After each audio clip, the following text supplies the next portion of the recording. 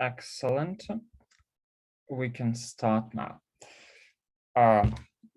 Dear viewers, good evening or good afternoon, depending on where you're joining us from. Welcome to Cambridge Ukrainian Studies panel on Russian disinformation. My name is Andrii Smytsniuk. I am a senior teaching associate at the Faculty of Modern Medieval Languages and Linguistics here at the University of Cambridge. And as a part of Cambridge Ukrainian Studies Academic Center, I teach Ukrainian language to students at the Slavonic section of the faculty. The topic of today's event is Russian disinformation. And this is the topic that has been explored during the Russian interference into the UK 2016 referendum, during the interference in the US presidential election, as well as Russian propaganda in Estonia, Georgia, Poland, the Netherlands, and Czech Republic. But today we would like to bring Ukrainian voices to this discussion. This is obviously a global issue, and Ukrainian scholars and journalists have been the ones studying this topic for a long time. So today we would like to bring key experts on the topic of Russian disinformation from Ukraine to share their research perspectives with the UK audience. And today's event will be divided into three parts, 2 sessions of speeches and Q&A session. I would like to express my gratitude to the speakers for coming here to share their expert views. And I would like to present today's speakers in the order in which they will speak. Each person will speak for approximately 8 minutes. And there will be session 1, then a short break, session 2, and then Q&A session. So let me present the speakers. The first one would be Artem Bidenko, the head of Institute of Information Security. Thank you for coming here. Then the next one to speak would be Yulia Kazdobina, head of the Ukrainian Foundation for Security Studies. Then Ksenia Illiuk, leading data analyst at Detector Media. Viktor Trigubov, journalist and officer of the Ukrainian Armed Forces. Vitaly Rybak, chief analyst at the Internews Ukraine. Yulia Dukach, head of disinformation monitoring team at text.org.ua. After the speakers, we will have a 5-minute break, then followed by session 2. And in session 2, we will listen to Natalia Popovich, founder of One Philosophy and WeAreUkraine.info, and co-founder of Ukraine Media Center.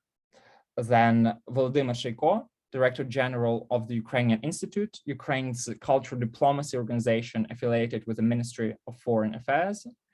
And then Yevhen Fedchinko, Director of the Mohyla School of Journalism at the National University Kyiv-Mohyla Academy. Thank you so much for coming here to share your views. And I would like to encourage everyone to leave their questions using Q&A feature on Zoom. And I would like to thank those who helped to organize this online panel, more specifically, Kateryna Kistol and Anatolii Pavlovskyi, and of course, Cambridge University Ukrainian Society. We are also going to use this event to raise money for a humanitarian aid fund established by the Embassy of Ukraine to the United Kingdom, which is called withukraine.org. I would like to encourage everyone this Zoom webinar to donate to it. The link and all the information will be provided in the comment section. And before we jump into it, I would like to emphasize that Ukraine is currently in the state of war due to Russian full-scale attack. So there might be some technical difficulties for which I would like to apologize in advance if those were to arise. This being said, I would like to introduce first speaker, Artem Bidenko, who will speak on the topic of computational propaganda in wartime and how it influences minds in Europe.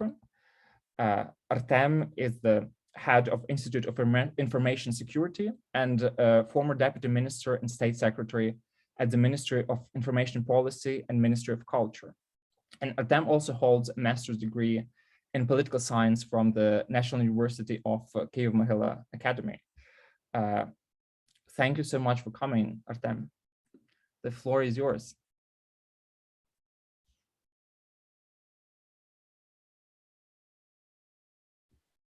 Hello. I shared the screen. Do you see it? Do you see the presentation? Yes, sir. We can see the presentation. Great. So, hi, everyone. Thank you, Andrii, for inviting. And it's very nice to meet everyone here. So, some words about myself. In 2015, I was in team that started Minister of Information Politics of Ukraine. Those years were full of Russian fake news and classical disinformation campaigns with the stories like crucified kid by Ukrainian army.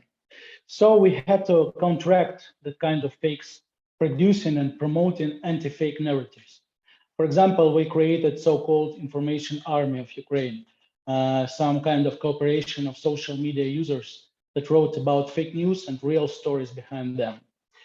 Later in 2018, we understood that the character of propaganda has changed. Oxford Internet Institute understood that 2 years before, and I will use a lot of research today in my presentation. So, Oxford Internet Institute called that computational propaganda or digital propaganda. The change is crucial. The world is facing not only narratives for media, but also growth of artificially created information from networks that influence our behavior. As an example, in 2017, during the United Kingdom elections, about 150 Labour Party activists gave their Tinder accounts to bots to support party leader Jeremy Corbyn. That's a well-known story. The bots were programmed to communicate with hundreds of users. They generated over 40,000 messages, and the users rarely knew that they were chatting with machine algorithms. So the creation of narratives is still at the heart of such communication. However, the whole story is less of creation, rather a set of phrases, meanings, and techniques that are programmed. Fewer people are involved in making the text interesting, mimicking real news, or creating unusual reality. A simple technical task is enough. For example, we want people to believe that electricity will be turned off for debts. So let's start the avalanche of memes, short videos, comments, like thousands, millions of comments about this. Everything is generated by artificial intellect. So when we talk about war of Russia against Ukraine, we should understand that there is unprecedented scale of propaganda now, not only in my country, but worldwide. And it looks like digital propaganda takes the largest part, using clusters for creating artificial intellect. The good news is that Russia is concentrated today mostly on non-Western countries. Look what Carl Miller, the author of The Death of the Gods book, found out analyzing tweets through the world. And it is rational to expect that banning Russian sites and TV will move Russians to other markets like China, Brazil, India, Africa. But that doesn't mean that there is no Russian propaganda in Western world. It is still there, it is very strong, and it is mostly computational as far as narratives are banned, so they have to use digital propaganda to promote their ideas. Here are just some facts from different teams of researchers that show that Russian propaganda is still very influential in Western countries. In some states, it has enormous success, like Hungary, Spain, France. We all knew these countries. In some target groups, it also has huge success. These are, for example, young people with left political views, elderly people, minorities. Russians use their views and status to manipulate with information about Ukraine. Why is computational propaganda more dangerous? Because it repeats human behavior, and it repeats like 1,000 times more than can human beings do.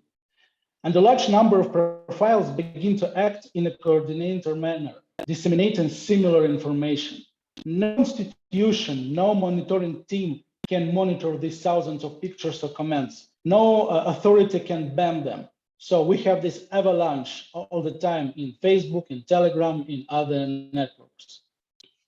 Just a few examples of digital propaganda that is used in Western countries to provide specific agenda about war in Ukraine, about war of Russia against Ukraine. One big sample is Nazi memes. So Russia tells the world that Ukrainians are Nazi, but it is almost impossible to tell this logically. We have very low rate of racism in Ukraine. So they use methods of computational propaganda. They're right on time. Let's show Europeans that Ukrainians are Nazi. Thousands of photos, memes, pictures, like comments, videos are generated artificially and spread in Telegram, Facebook, Twitter, Twitch, other networks. Sometimes these pictures go offline, like the central picture in my presentation. You see it. It is in France. Anyway, these pictures are not texts, so you cannot easily detect or analyze them or ban them.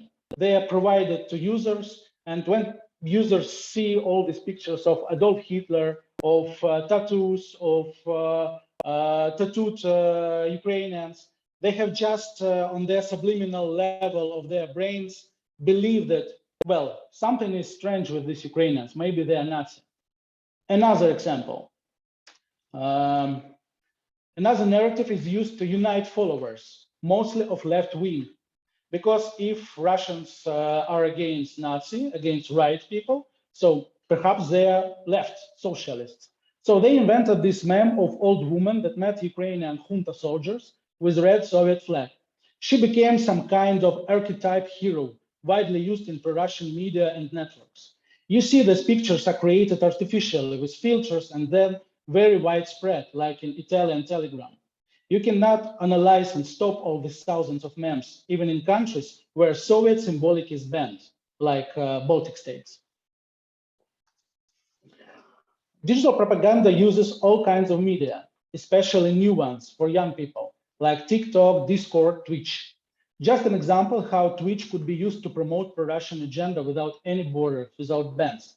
You can't contract with such disinformation when a guest talks to an interviewer and brings narratives, pro-Russian narratives into this communication, into this interview. Analyzing the behavior of groups rather than the content of individuals is a key feature of countering disinformation today. The reason is that the behavior of living people is heterogeneous and less organized than that of bots. So we have to create bots that will fight other bots. We have to create algorithms that will overcome these pro-Russian algorithms. The same in Twitter. You cannot monitor pictures, humor, satire, but all this could be propaganda from both sides, from Ukrainian also. You see these memes that were used by Ukraine to promote several narratives about the war. So today, we see the next challenge. First of all, the text has long been the only way to impose propaganda. Today, everything changed. Sometimes pictures carry stronger messages than text. The second thing, algorithm is a new sign of propaganda. So if we have program, some kind of application that analyzes not texts, but analyzes behavior of thousands of users, we can see the trend. What is trending? What information is trending? What it is, what's its origin, what it tries to say.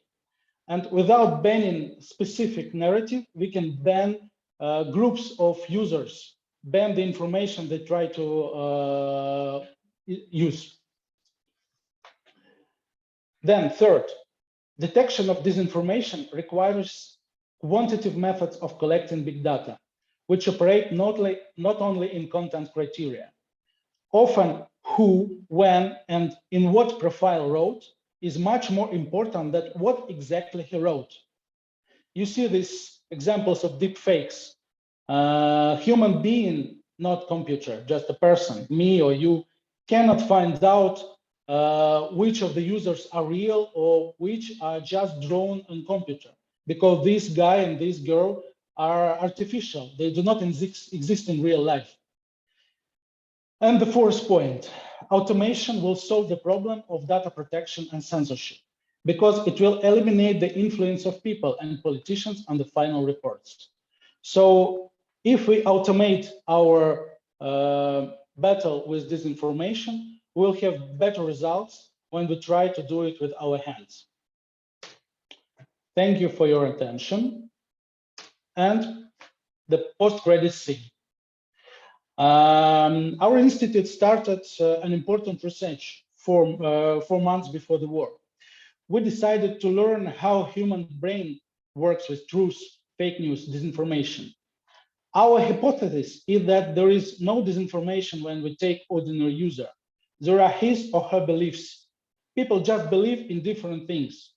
And there is difference between reading news and reading Bible, for example. So if a person reads something he or she believes without any restrictions, like about Putin is a god on earth, his or her brain reacts differently when he reads just ordinary things. We think that pro-Russian brain reacts differently when Russian person reads about Bucha massacre and he or she reads about New York metro killer. Different parts of brain are switched on. So in this experimental project, we want to find the samples that influence our reactions. And later that could help us identify the samples in use and build algorithms to block such samples. So I hope this hypothesis will come true and we'll suggest some more quantitative ideas, more quantitative algorithm to overcome disinformation. This time, thanks. Thank you so much, Artem. I think we will also try to provide links on Facebook page of Cambridge Ukrainian Studies and probably Cambridge University Ukrainian Society, so you can find all those organizations that the speakers here represent, so you can find more information. Unfortunately, we don't have that much time. I would be very happy to allow each of the speakers to have more time, but we're limited in that regard. So with that being said, please let me introduce our today's second speaker, Yulia Kazdobina, whose topic is Russian information influence, while closing down Russian media outlets does not equal curtailing media freedom. And Julia is the head of the Ukrainian Foundation for Security Studies and former advisor to the Ukrainian Information Policy Minister. Yulia holds a master's degree in political science and international relations from the University of Rochester. Yulia, thank you so much for coming here.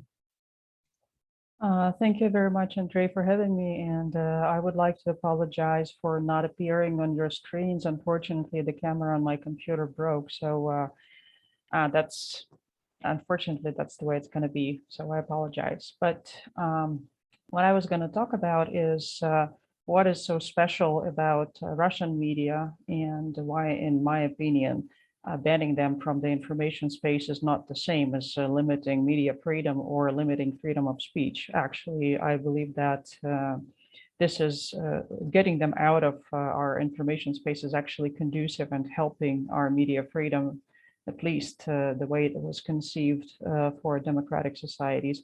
And you all probably know that since 2014, when the war with Russia started, when Russia first occupied Crimea and then launched a hybrid operation disguised as separatist uprising in the east of Ukraine, Ukraine has been trying to limit the presence of the Russian media in its information space.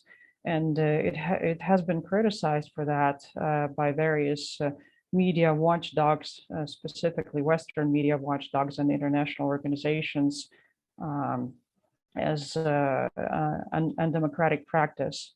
And although I myself have been pretty critical of the way it was done, I mean, the instruments that were used to remove Russian TV channels from the Ukrainian information space, not only Russian TV channels, I mean, social media as well. But I have always been a supporter of removing Russian media, and I'm going to try to explain why is that. And so for that purpose, I'm going to offer to take a wider look into the way Russia views the media system and stop at four different aspects of that. So first of all is the Russian view of the modern warfare. Then second is the Soviet concept of active measures that Russia is now actively applying, and Russian view of the media and the role of the media in the society, which is very different from the Western idea of what media is for. And also changes in the media environment that happened due to the technological development and that actually enable and make it easier for Russia to employ all of these methods. And so Russian view of the modern warfare, I would like to quote from General Valery Gerasimov. You all probably have heard of this person, right? He's now one of the leading people in the offensive against Ukraine. And so in 2007, he said that today it's obvious that the line between peace and war is blurring. Non-military forms and means of struggle have received an unprecedented technological development and acquired a dangerous and sometimes violent nature. And so this view of the war was later shaped by the events of what we know as Arab Spring. And Russian military theorists started developing this theory of modern warfare, where first a foreign country tries to foment an unrest in the target country, and that unrest is enabled by new technology. And then once the legitimate government is deposed, removed from power, then the foreign military power moves in to achieve its political goals in this country. And so while the West was celebrating the triumph of freedom enabled by the new technology, Russia was seeing that as a way of modern warfare, and it started studying how it can use this instrument and this approach more efficiently. So the second is the Soviet concept of active measures. It's actually very old. I mean, if you have read the George Kennan's Long Telegram, even at that time, as early as immediately after the Second World War, he described in detail how at that time the Soviet state was approaching the warfare, how it was employing different instruments to influence societies and governments in foreign countries, right? There were different instruments. There's newspapers, the different political figures, the church, and other players. And so the Russian approach didn't change very much. So the goal of this approach is to undermine trust in a foreign country's leadership, for example, both from its own citizens and from foreign citizens, to distort the image of the country, right? So if we think of a more recent example, Russia was trying to portray Ukraine as a failed state, right? And that's the narrative that was spread very widely. And also pressure on the country's political leadership to force it to make or not to make a policy decision in political, economic, or military sphere. So basically, the goal of the active measures, which are coordinated, covert, non-military actions, is to influence foreign government or foreign society. And instruments that were used during the Soviet time, of course, are disinformation, manipulation of foreign media, forging documents, influence agents. Those are actually very important in today's world. Those are media figures, those who are well known and those who can pronounce certain opinions and draw a lot of attention. So, and they are citizens of their own country, but at the same time, they're being paid by Russians, and they're on the Russian payroll, and they promote Russian agenda. So international front organizations, so those who claim to be organized for one purpose, but in reality, they were full of spies and people collecting information and seeking access to country leadership to, again, influence and affect their decisions. Political parties abroad, we see a lot of that today as well. Friendship and cultural exchange organizations. So basically, again, the same situation where you have an organization claiming to be involved in cultural activities, but at the same time, its goal is to establish contacts, for example, with leading cultural figures in a foreign country, knowing that those cultural figures most likely have access to foreign leaders, and that way try to influence decisions made by those foreign leaders. And manipulation of the media and establishing control of foreign media, that's one of the instruments that was used. And that leads me to the third point.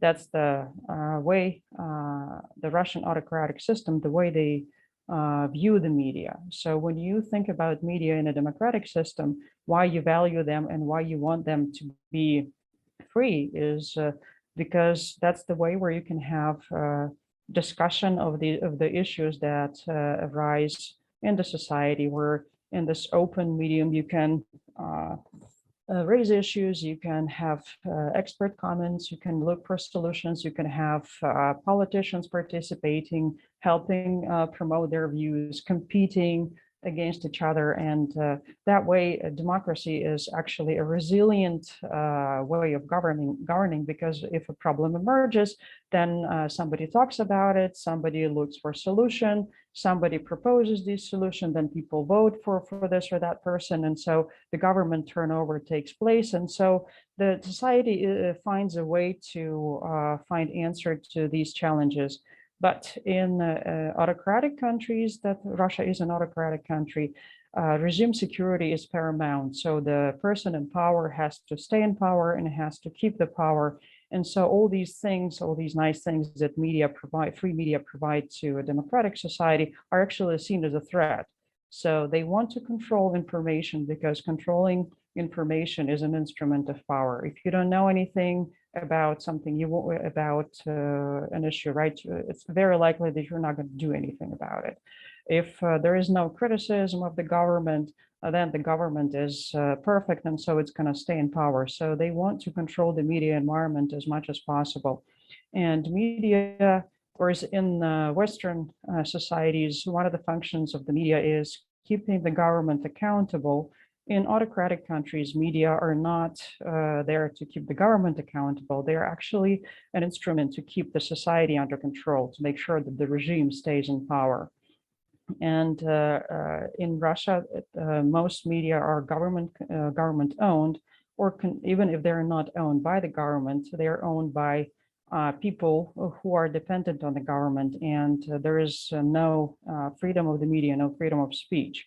And if we go back a step back and think about the way Russia views modern warfare, it's influence operations and information operations are a part of this information warfare and non-military means that are being used during peacetime and acquire a very important role.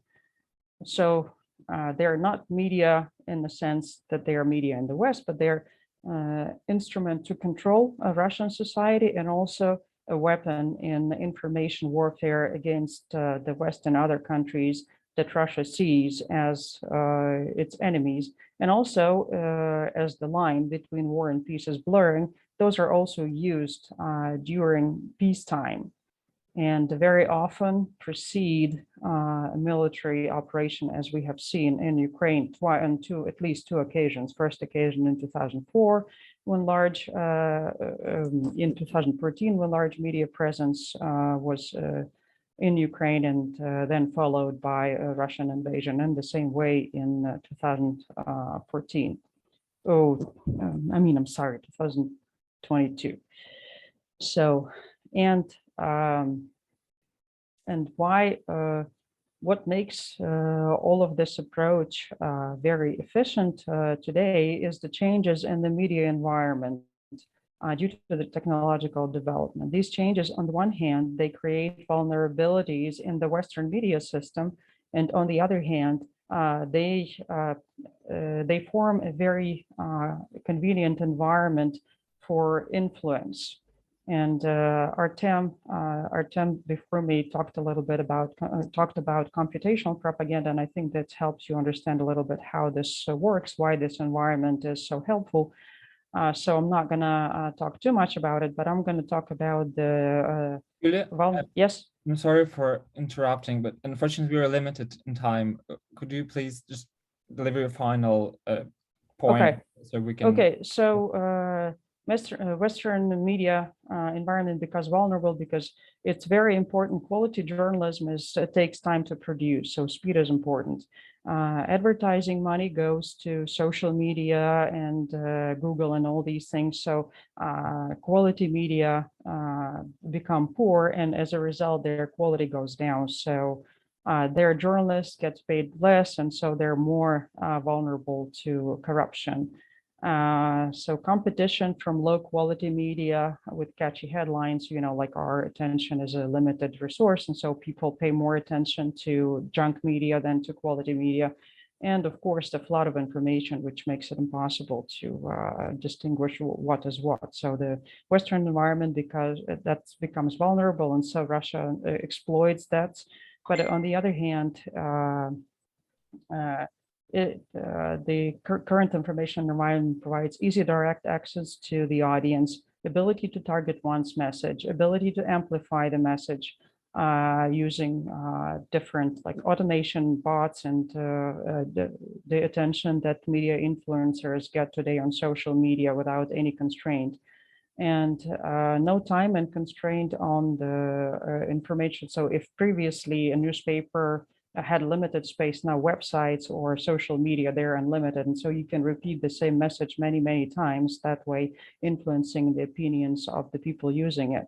Ability to build networks due to the nature of internet. And that's something that I wanted to emphasize, is that when we talk about Russian approach to information warfare, it's actually those networks, and Russian media they are a part of that network. So we cannot really think of them as an independent player that enjoys freedom and that plays by Western rules and that pursues legitimate goals when participating in the Western media environment. Its goal is actually malicious influence. It promotes Russian goals. It's not constrained by any ethical concerns. It exploits. By the way, it produces information. It exploits our vulnerabilities as individuals, as societies, as governments. And if we allow this to happen, given the amount of amplification it receives, it actually can cause harm to the society, rather than actually being a member that participates in the discussion that's necessary for the democracy to thrive. And there's not much you can do about it other than limit their participation and not let them into your information space. So I believe that it's important to understand all these things and understand that curtailing Russian media is not curtailing media freedom, it's protecting your ability to have democratic discussion. Thank you so much. Is it possible that we finish here, Julia? Yes. Okay, thank you so much for your contribution. And to our viewers, I would like to emphasize that the links to the fund of the Embassy of Ukraine to the United Kingdom, as well as other practical ways to support Ukrainians, is in the chat. And if you have any specific questions to a specific speaker, please write about it using our Q&A feature on Zoom. With this being said, thank you so much, Julia and Artem. And let me introduce our next today's speaker, who is Ksenia Illiuk, with the topic anti-democratic disinformation canvas amid Russia's full-scale invasion of Ukraine. And a few words about Ksenia. Ksenia is a leading data analyst at Detector Media, who is responsible for analyzing Russian malign influence on social media Among the key topics, she studies computational propaganda, malinformation campaigns, and computational communication. Ksenia, the floor is yours. Thank you so much for having me.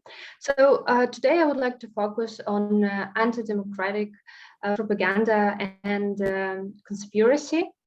How, because I personally, from what I see and analyze, I consider these type of propaganda now as the most crucial one, the most hurting one, not only in Ukraine, but all over the world.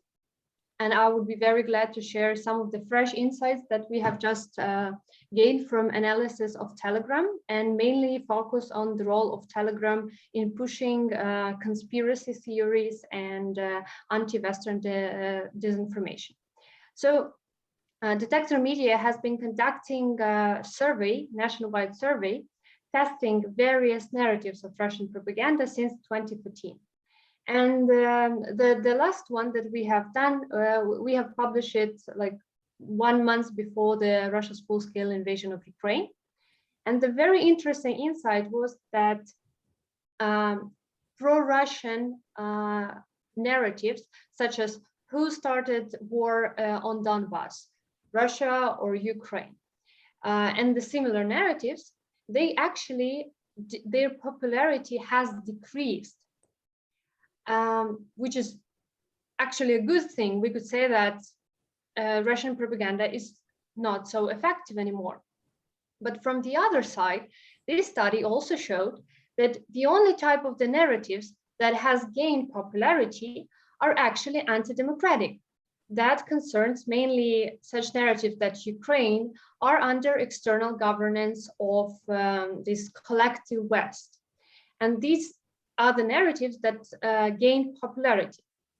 So we started digging more into this anti-democratic disinformation, and Telegram, that positioning itself as a messenger, but I personally consider Telegram as the social media, taking into account the whole functions that they have added to its system, and the role of Telegram to pushing this conspiracy.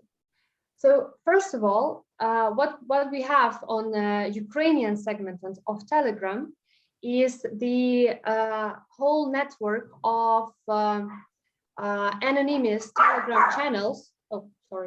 Anonymous Telegram channels that are positioning themselves being a Robin Hood of information environment, telling that the government, the whole world is hiding the truth, while they are bringing this truth to people mainly in Ukraine. So they are actually anonymous. When we did content analysis of these Telegram channels, the most popular words that they were using are insight and gossip. It's very interesting because they themselves, they actually writing to their readers that this is the gossip that we have got. So they are not saying that this is 100% truth, or they do not take responsibility for that. But anyway, they pushing these conspiracy theories, mainly connecting all Russian disinformation to this, like under the umbrella of external governance. So they see that some of the pro-Russian narratives are not working anymore so good. That's why they try to combine them with this external governance conspiracy theories.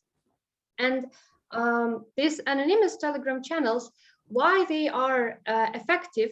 Because they create inside the Telegram the network. So they do the reposts, they share each other content at least 3 or 4 times a week. The security services of Ukraine have investigated some of them, and they outline 13 anonymous Telegram channels that were directly managed from Russian security services. They are operating in Ukraine. And I would like to share my screen to show you how it actually works. So can you see my screen? Yeah? We can see your screen. Yeah, great. So these are these 13 anonymous Telegram channels that are mostly responsible for pushing conspiracy theories. And now you can see the network analysis of them. This is just a fresh data since the beginning of Russia's full-scale invasion, since 24th of February till yesterday. So we've just did this fresh visualization. We are preparing a detailed publication for that. So the size of the dot represents the amount of followers of these channels. And you see how they are interconnected, how many times they repost each other, shares each other content. So when a person gets inside one of these channels, it's actually almost impossible to get out of them, because they like channel this information, they channel their followers, and they legitimize themselves in that ways because they add up credibility. So you could see, I will send a link to it so you could explore it more, but you could see these anonymous Telegram channels and how many connections they have inside. And all of them spreading mainly anti-democratic propaganda. And they are actually even proud of it. So you like the question that we ask themselves actually is that has this changed dramatically since the Russia's full-scale invasion? So we went into doing the analysis of the content, and what we saw that in the first weeks of Russia's full-scale invasion of Ukraine, they tried to play neutral side. So they were not directly like criticizing Russia for invasion. They were trying to stay in this gray zone. They were actually, you know, trying to check the ground. Yeah, they were trying to check the reaction of Ukrainian society. And when they saw that Ukrainian society right now is quite united and quite resilient to some of the key narratives of Russian propaganda, such as Ukraine being a failed state or that Ukraine is a Nazi state. But what happened after these like first 2 weeks is that they completely started like spreading anti-democratic and anti-Western messages. Mainly, they spend a lot of time criticizing democracy itself, criticizing Ukraine's partner and the general idea of how democratic world is constructed. So to sum up all this, what I would like to highlight is that unfortunately, the structure of Telegram is actually pushing these conspiracy theories, and it's very hard to actually, when we talk about combating disinformation, conspiracy theories are the hardest to tackle, because conspiracy theory is actually a combination of emotions and suggestions and questions, and sometimes it's not something that you could confront with actually just facts, because it goes quite beyond just the facts. It combines emotions, these suggestions, and so far and so on. And also, the Telegram is gaining popularity in the world. Right now, I'm investigating a network of pro-Russian Telegram channels in Japan. Also, we do the same in Brazil. And from what we see so far is that these Russian networks are expanding all over the world, pushing mainly conspiracy theories and this anti-democratic rhetoric, which proved to be quite influential and way more influential than regular fakes, because often when we talk about disinformation, we think only about fake news as like the main problem there. But what we see right now, that the problem is way bigger, and this is something that we should start talking right now all over the world, in particular Telegram and anti-democratic rhetoric and conspiracy. Thank you. Thank you so much, Ksenia. Thank you. This is very interesting. I haven't used Telegram that much myself, but it's just outraging how much propaganda is funneling through it. Thank you. And Our next speaker today is Viktor Tregubov with the topic, The End of Russia's Soft Power. Viktor is a popular Ukrainian political columnist and blogger with degrees in journalism, philosophy, and theology.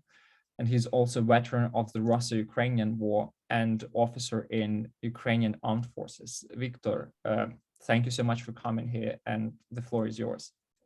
Hello, guys. Thank you all for invitation. Well, and for now, I'm a bit of practice owner here, and I want to talk about the thing that amused me most in the last few years, or maybe even last few months, is that Russia propaganda, as we knew it, as we combated it, as we analyzed it, well, is now, if not dead, but maybe severely damaged. And that's even strange. For years, for almost 8 years, we tried to analyze it, to do something with that, or at least to make our countries, our minds resilient to, to these attacks. But as we can see now, we got war on our hands, and in this war, even in informational part of it, we are actually more or less winning. The influence of Russian propaganda fell drastically.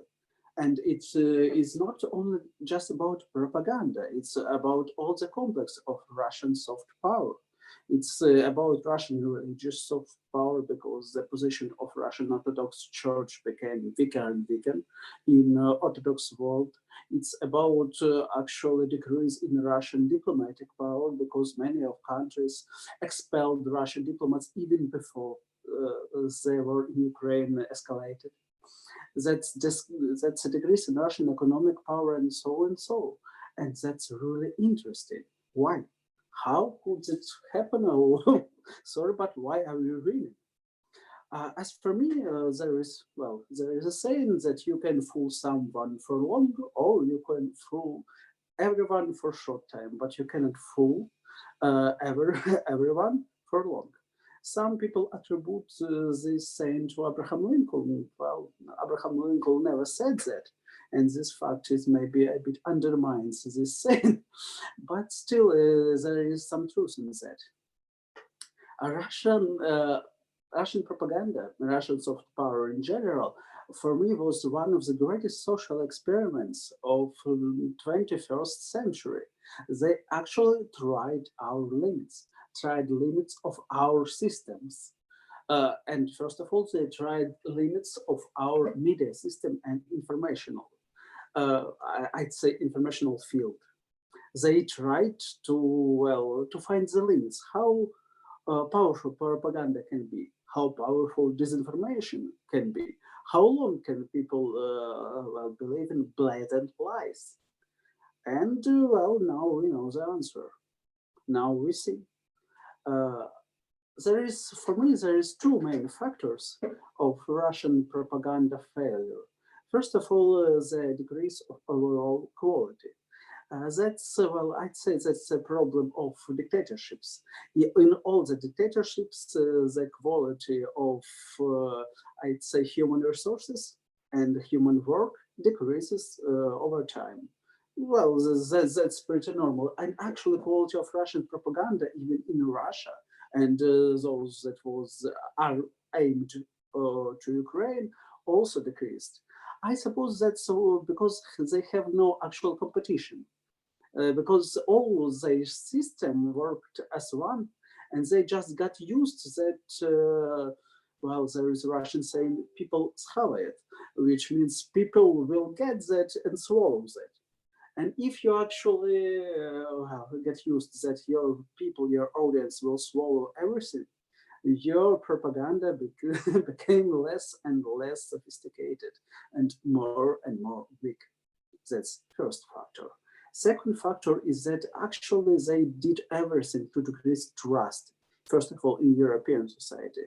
As my colleagues already mentioned, there still is some trust in BRICS countries, in countries of so-called third world, and so on and so on. But still, in European society, which actually was the main aim of Russian propaganda and disinformation for maybe a dozen of years, people get used to that actually, yes, Russians are lying. And not just, that's not an opinion. That's not some kind of alternative. No, that's just a blatant lie. And not only a blatant lie, but also weaponized lie. That Russia weaponized its state media. And in several years, the level of trust to Russian sources, wasn't completely distracted, but became some kind of niche. Like some people, like tankists, like full-scale communists, or maybe even full-scale nationalists in some European countries still believe that Russian propaganda, because they actually don't believe their own government. That's normal, but it's not so massive as it was before, and there is a reason for it, because actually Russians found these limits, and here we are. Here we are, because yes, we still need to combat it. Yes, we still need to influence our societies and to make them resilient to Russian lies. But I'd say that our society evolution get its own evolution, and of course, because of that, we are now in not winning position, but we turned the tide of this informational war, and that's a greatest lesson for us all. Now we know how long people could lie to the entire world, and how long the world could swallow that lies. That's, it was worth it, I'd say. The only pity is that we were lab rats in that experiment, but still we have a result, and maybe we should make a lesson from it. Thank you for your attention. Thank you so much, Victor. That was also very informative. And I would encourage our viewers to put their questions in Q&A feature. And I would like to introduce the next speaker, Vitaly Rybak, with the topic how years of Russian disinformation have led to how years of Russian disinformation have led to mass civilian death in Ukraine. And a few words about Vitaly. Vitaly Rybak is the chief analyst at Internews Ukraine, who leads the organization's counter-disinformation efforts. Vitaly holds a master's degree in German and European studies from the National University of Kyiv-Mohyla Academy and the Friedrich Schiller University of Vienna. Thank you so much for coming here, and the floor is yours. Thank you for having me. So yeah, the point I wanted to make today is that Russian disinformation actors, Russian propagandists, are directly responsible for all these atrocities Russian army has committed in Ukraine, for Bucha massacre, for destruction of Mariupol, well, you name it. New evidence of Russian atrocities in Ukraine emerges each day, and Ukraine's parliament has already called this genocide, and some foreign leaders have also joined this appraisal. And I strongly believe that with each day, there will be increasingly more people in the world who will see that this is indeed a genocide of Ukrainian people, not simply a war. But how did we get there? So for Ukraine, it started in 2014. I might argue that the whole Russian information war against Ukraine started even before 2014, because starting from 90s, Russia has been issuing Russian passports in Crimea. Russia has been telling a lot to people in Crimea and people in Donbass that Russian-speaking population is being discriminated, and it does not have the same rights as Ukrainian speakers. But this propaganda was never so dangerous before 2014, because in 2014, right after the revolution of dignity in Ukraine, in which Ukrainians defended their European choice, Russia decided that it was a good moment to move forward, to occupy Crimea, and to stir up things in Ukraine's eastern region of Donbas. And Russia created proxy governments in Donbas, the so-called Donetsk People's Republic and Luhansk People's Republic. So I strongly believe this would be impossible without propaganda, because for years Russia has been telling people in Crimea that, you know, you're Russians, actually, you're not Ukrainians. And Russia has been telling also for years people in Donbas that, you know, you're Russian speakers, you're discriminated in Ukraine, you might be better off in Russia. And telling about Maidan, so Russians were telling this story about Nazis who seized power in Kiev, about junta, and people in Crimea and Donbass who believed in Russian lies. Some of them were afraid that these Nazis were gonna come and kill them. And that's what supported Russian invasion. And since then, Russian information influences on these occupied territories have been really strong, and they have been primarily aimed at discrediting Ukraine as a state, so that to assure that these territories would never come back to Ukraine voluntarily. So how that happened? So also during these 8 years, Russian propaganda has been very active domestically and also in Ukraine.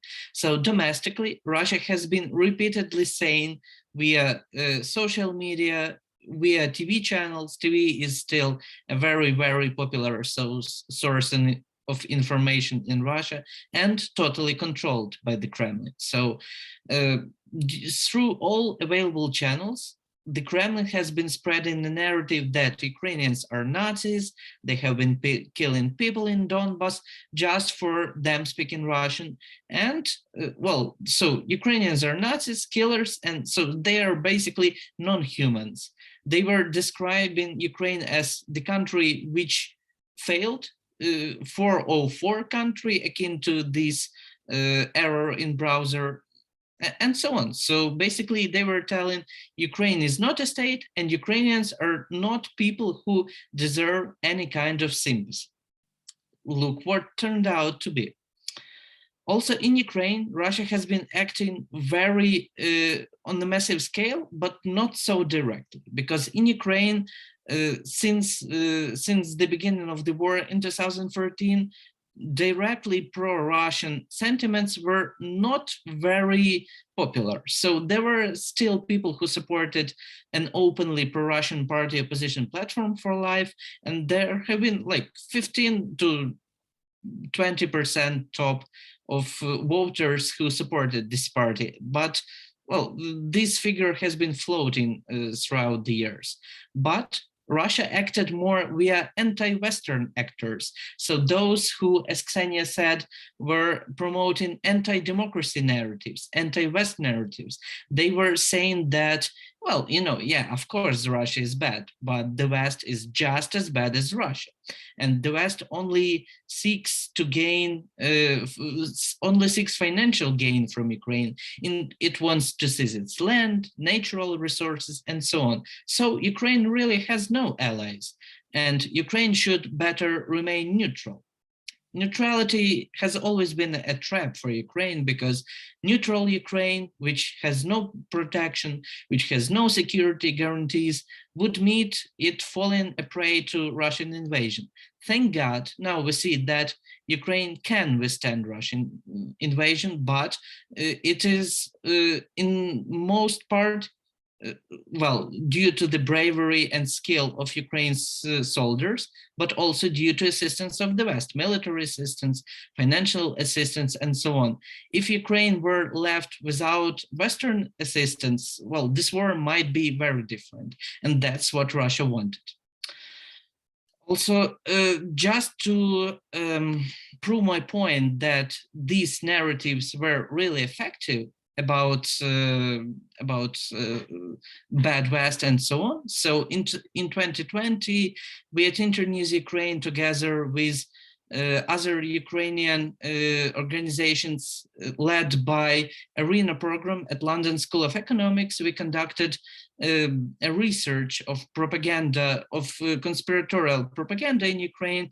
I would not dive too deeply into it. I would better share a link in the chat, but I would only show you one figure from this study, is that so this narrative was tested on the nationwide audience in a poll, and people were asked whether they believe that Ukraine is now under the covert external government control and controlled by Soros minions and so on. And 40% of the population really believed in this narrative. And so this was not only limited to southern and eastern parts of Ukraine, which were always considered to be more susceptible to Russian propaganda. There were also a lot of people in Western Ukraine who really believed that, yeah, you know, Ukraine is under the external governance. And this is a very dangerous thing. And that is what Russia wanted, is to destroy the sense of agency, that Ukrainians themselves cannot change anything, they do not decide anything, and their government does not decide anything. That is very dangerous, because if you do not believe that you can change something, well, you do not do anything to make any change. Thank God, also now we see that Ukraine's nation united and resisted Russian invasion, but still it was a huge danger. Also, one might say that Russia has tricked the West and also Ukraine into believing it could be reasoned with, it could be dealt with.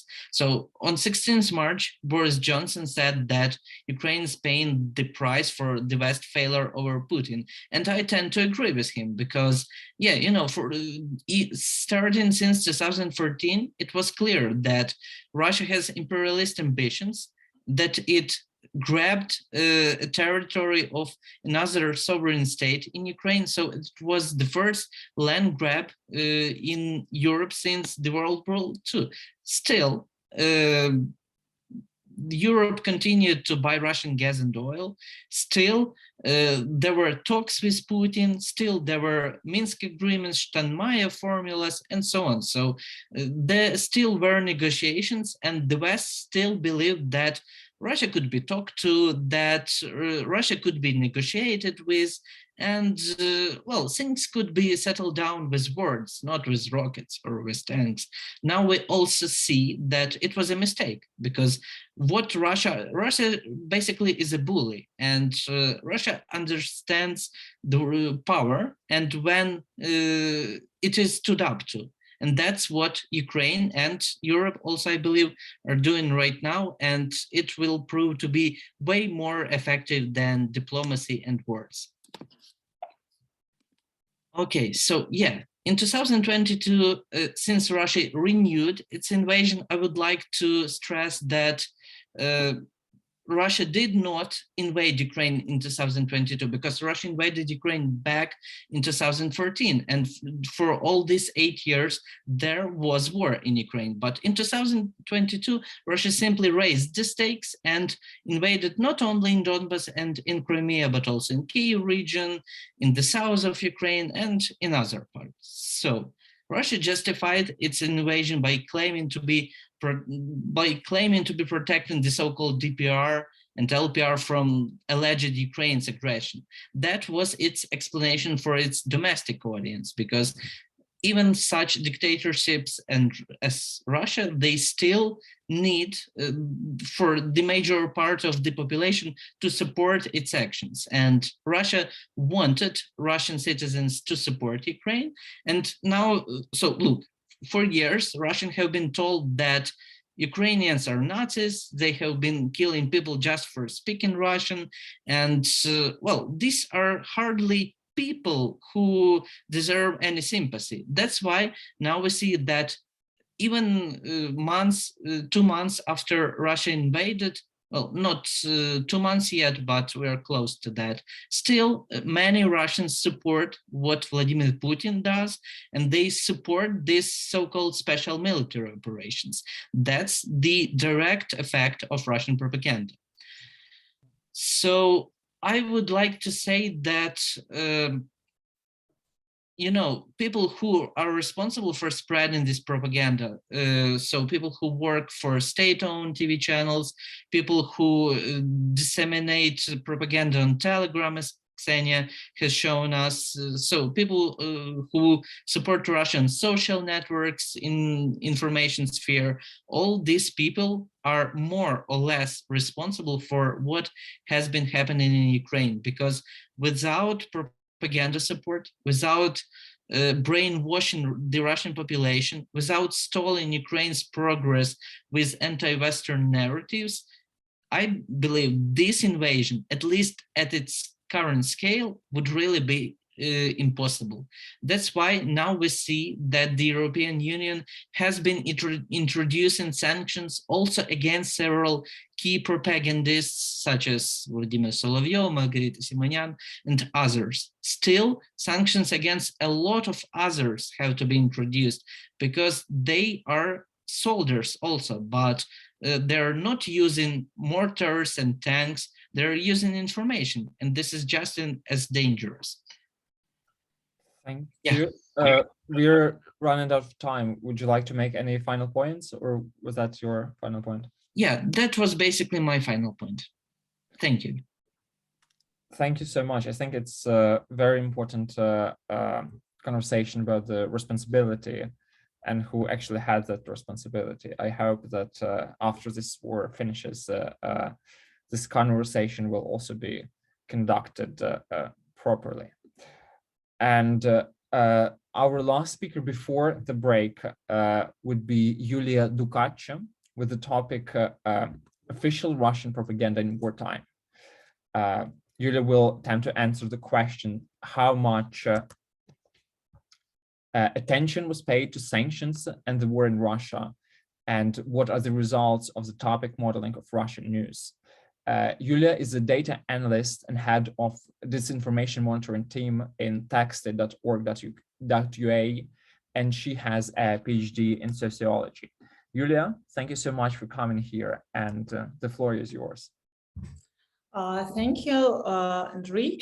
I want to talk about the Russian newsfeed, about the official Russian newsfeed, not about the anonymous Telegram channel, but actually there are so many things same thing that they're doing together. And if we are talking about the analysis of their newsfeed, there is one great problem with that. There are too much news to read them all. And that's why for a long time, for more than 3 years, actually in Textor.ua, we analyze the newsfeed to find and to fight with the Russian propaganda, Russian disinformation narratives.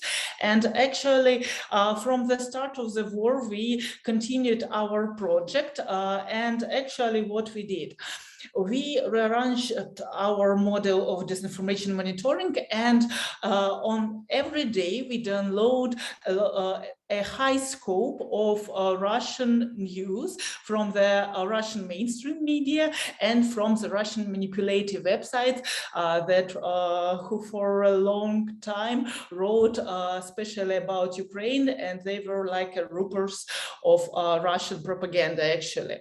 And it's almost 15,000 news every week. And among all this scope of the text, we try to we do the topic modeling, and actually we classificate all this news to find the texts that are written about the war or its consequences for Russia. And actually we mark some news item as news about the war if there is at least one paragraph that is about the Ukraine, about the so-called Western threat, or about the sanctions. So what we have for today, we found that if we take whole the Russian news feed, there will be every third news item written about the war or its consequences for Russia. It's difficult to say if it's a big number or not, but actually we understand that I think it's not so many, even for the February, for example, when Russia thought that the war duration will be less than 1 week, and there we can see that activation of Russian news is not so high as in the March, for example. But if we're talking about the news about the war or its consequences, what topic we are talking about? And we found that almost half at the February, almost half of all the news were written about the warfare, and it's obviously, but also we see that almost every third news among all the news about the war is about the sanctions. I thought that one of the questions in the Q&A was about the sanctions in the sport area, and I want to answer by my presentation. We see that sanctions work because in the Russian news there are a lot of text about sanctions in sport, sanctions in culture area, sanction in space area, and others, not only about the economic. And we see that sanction is a very important part of Russian news feed. But there is also one more point that we found. This point was underlined by previous speakers, and we see that among all the news about war, there are more and more news about so-called fighting of Russian diplomacy against Western threat. It's not about the these news are about them different types of help that was given to Ukraine during the war. It is a news about the some station of Western leaders, and also it's about the conspirological theories, it's about anti-democratic narratives, it's about all that things that mentioned Ksenia before when she talked about the content of anonymous Telegram channels, actually. And we see that there is the trend that this news become more and more important parts of Russian news feed, actually.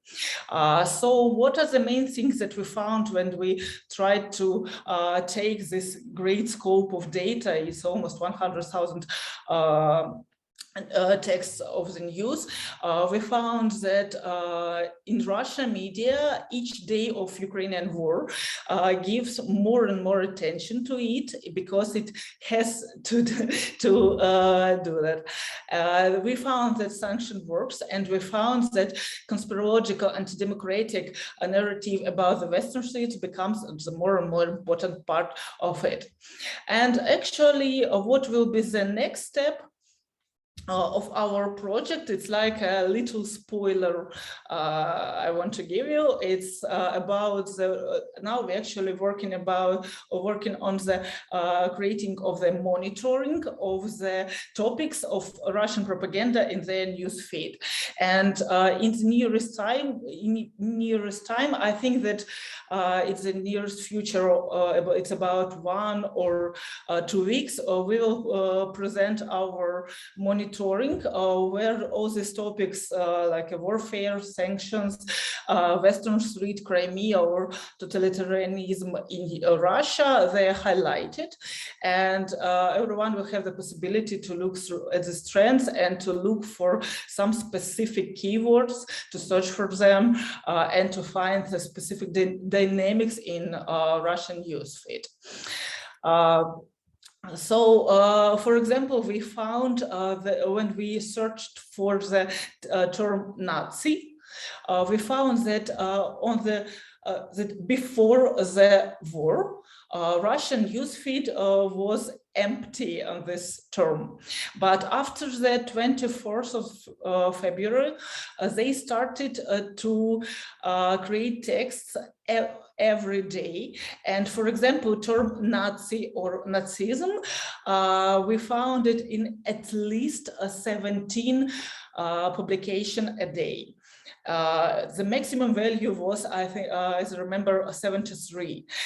So we found that the narrative about Ukrainian Nazism is quite old, and previous speakers underlined it, but we found that the high work on creation of these narratives, it started on the February 24.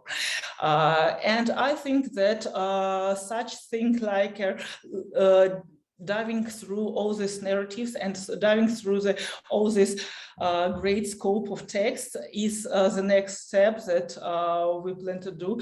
And I hope that this result will also be important on this area of fighting against Russia as on the in the real life and in the informational area, actually. So thank you for your attention. Thank you so much, Yulia, for your presentation. We now went through a few speakers and would like to have a short break, 5 minutes. So thank you for all who joined us. Please stay with us, don't leave. Soon we'll have session 2 with Natalia Popovich, who is the co-founder of Ukraine Crisis Media Center and founder of weareukraine.info, Volodymyr Sheiko, who is Director General of the Ukrainian Institute, and Fedchinko, who is the co-founder and chief editor of fact-checking website stopfake.org, and also director of the Mohyla School of Journalism at Kyiv-Mohyla National University. So please stay with us. I am going to share my screen now with a timer, and there will be 5 minutes for you to have a drink, relax, stretch your back a little bit, and then we'll be back in 5 minutes. And we're coming into session 2 of our today's panel. So with this, let me please introduce Natalia Popovich with the topic Lessons of Ukraine's Cultural Transformation of 30 Years since 1991, and how the West's disregard for the lessons of the inconvenient past of the 20th century leads to catastrophes. And now a little bit of information about the speaker. Natalia Popovich, a civic activist and international communications expert, is also founder of One Philosophy and weareukraine.info, and a co-founder of Ukraine Crisis Media Center. Natalia serves as an advisor on information policy to the chief of the president's administration and led the reform of strategic state communications in Ukraine, set up the hybrid warfare analytical group of UCMC, and co-authored research and the perceptions of European values in the Russian media. Natalia is also a member of the Senate of the Ukrainian Catholic University and a board member of the Ukrainian Institute. Thank you so much, Natalia, for coming here, and the floor is yours. Thank you, Andrii. Thank you for the opportunity to speak to you all. Since my colleagues have covered already a lot of ground of the Russian disinformation techniques and narratives, I would like to bring our attention to the simple truth that any disinformation is only effective if it is rooted in the person's identity and in the nation's culture. I think disinformation is only effective if it really finds a ground to live in.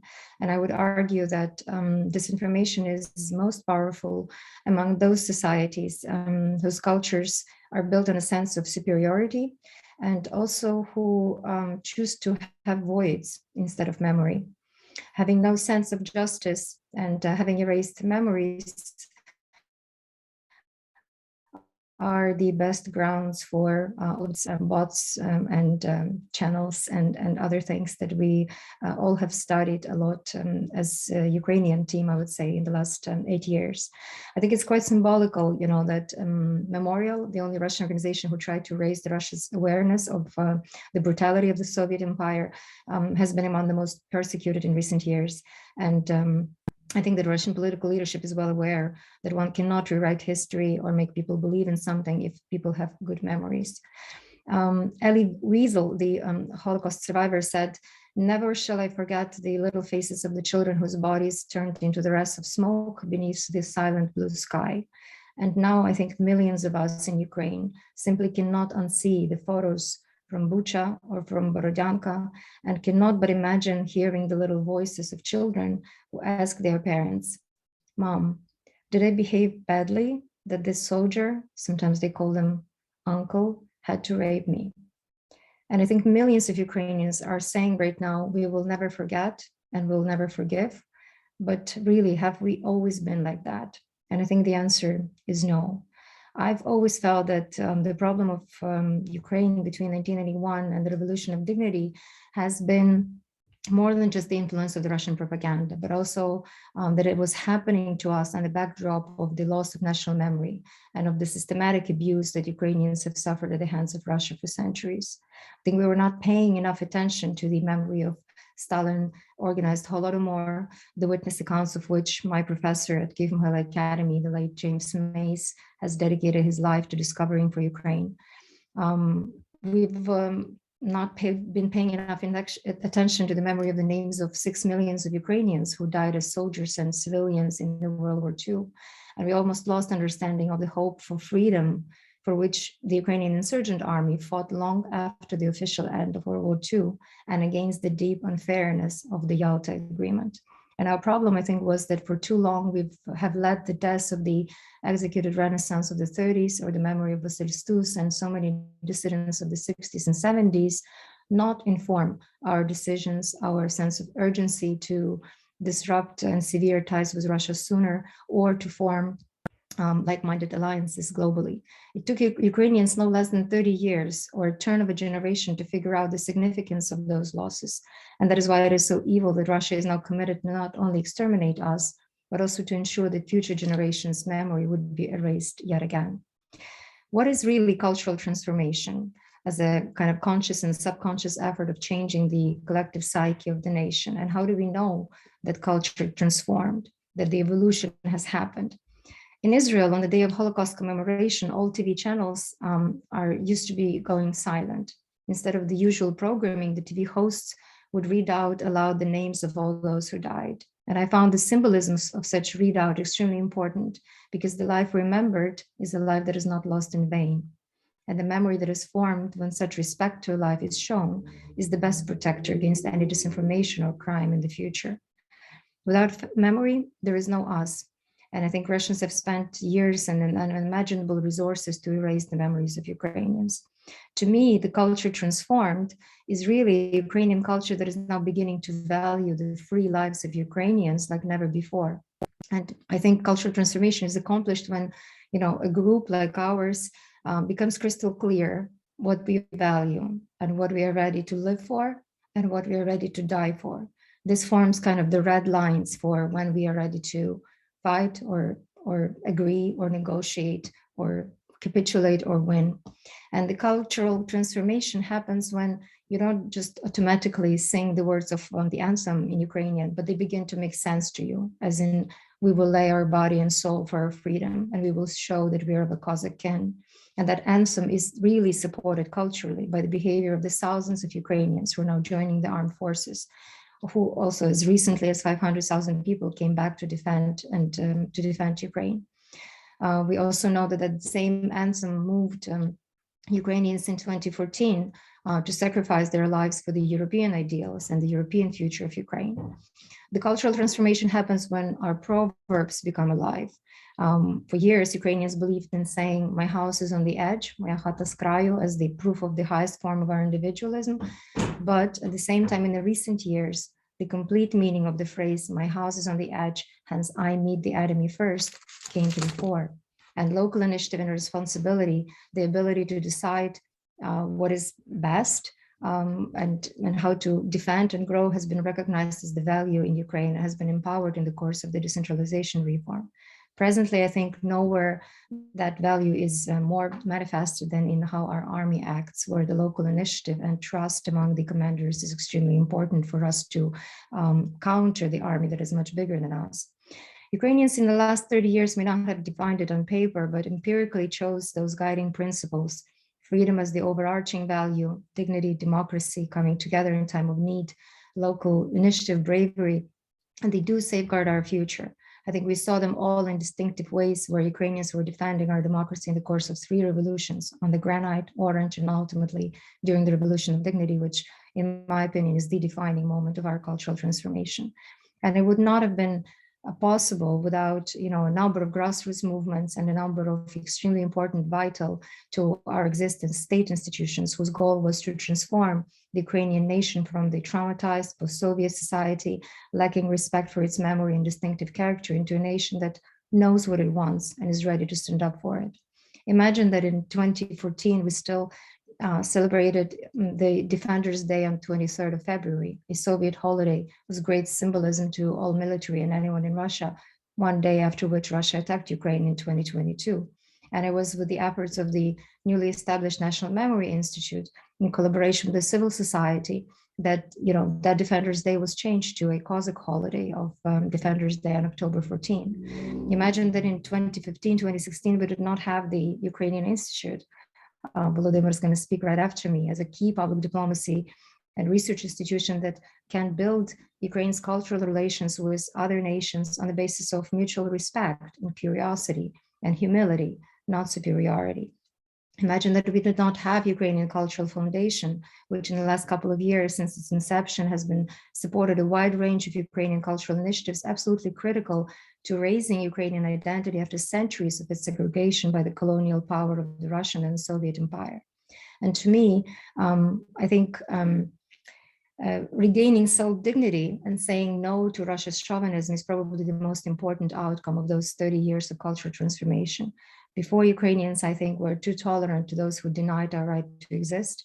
And now this initiative to put Russian cultural projects worldwide on hold in empathy and in respect for the suffering of Ukrainians, and until Russia is able to rejoin the family of civilized nations, is extremely welcome. I think that it took 30 years and several revolutions for us to fill the word independence with memory, meaning, and united values, and to transform the value of survival into the values of creativity. But this is exactly where Russia decided to attack and destroy us. And what we are witnessing right now is yet another war of aggression against our memory.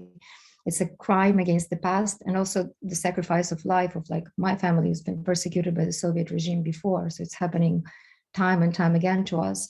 And it's a crime against the future, because it deprives their children from having happy, fulfilled, normal lives.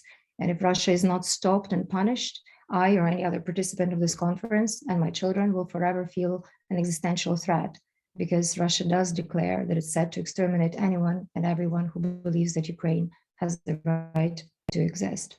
One of the reasons I left Russia a long time ago in 2008 was because my daughter came from the school just prior to the Russian invasion of Georgia, and said that the teacher was explaining to the first graders that a big and wonderful country was destroyed.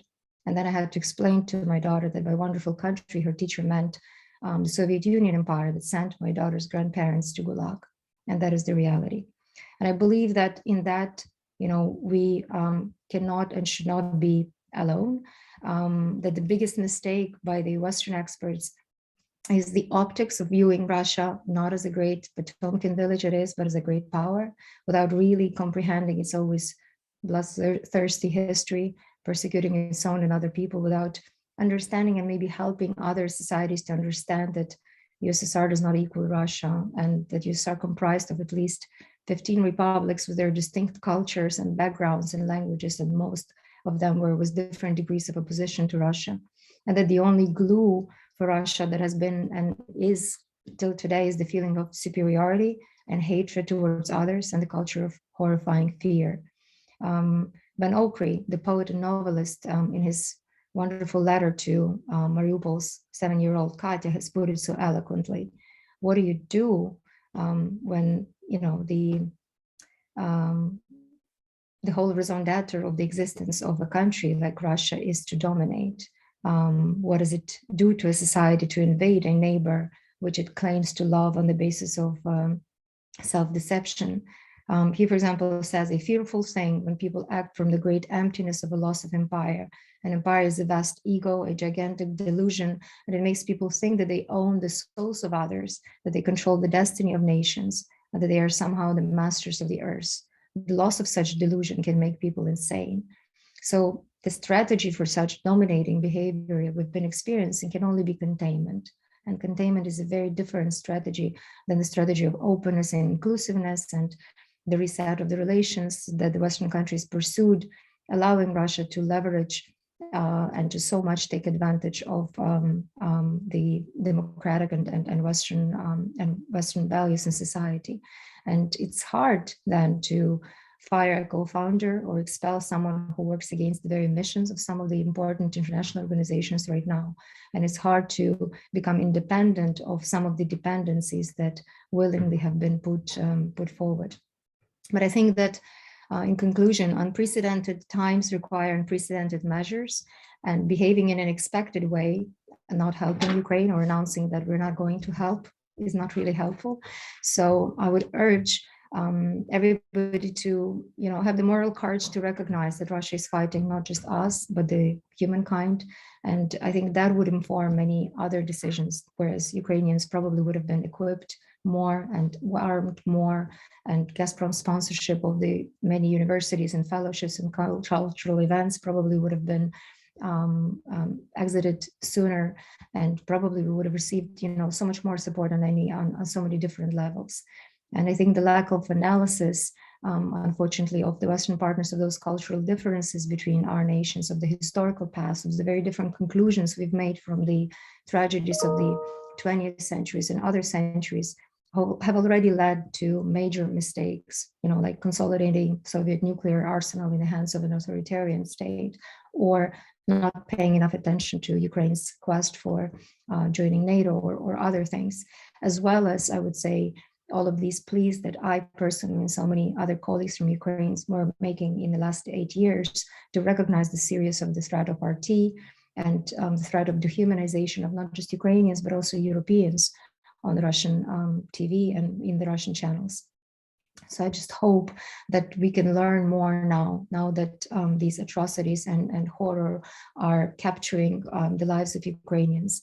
And we don't have to make the catastrophes even bigger. You know, that is still preventable. So to still save some Ukrainian lives, our partners must not fall under, you know, into this Russian nuclear saber rattling or the bluffs of Russia, but really provide Ukraine with as much help and support as possible so that we can win this, because this is not the war that we can lose. And it might be just a question of time if it were to go wrong when we face another Kremlin dictator claiming that the downfall of, if we just limit the responsibility for that to one person, Putin, then, you know, there will be another one who will claim that it was just a problem of Putinism, but it's not. It's rooted much deeper. And I think we need to be aware of that, at least now, when there is so much suffering around us. And I think if that happens, then the freedom will be ours and also yours. Thank you very much. Thank you for excellent presentation, Natalia. And I hope as well that the mistakes that you spoke about will not be repeated, hopefully. Thank you so much. And our next speaker is Volodymyr Shaiko, who's already been mentioned by Natalia, with a topic also related to culture, which is cultural disinformation, how Russia undermines Ukrainian legitimacy by attacking Ukraine's culture, history, and identity.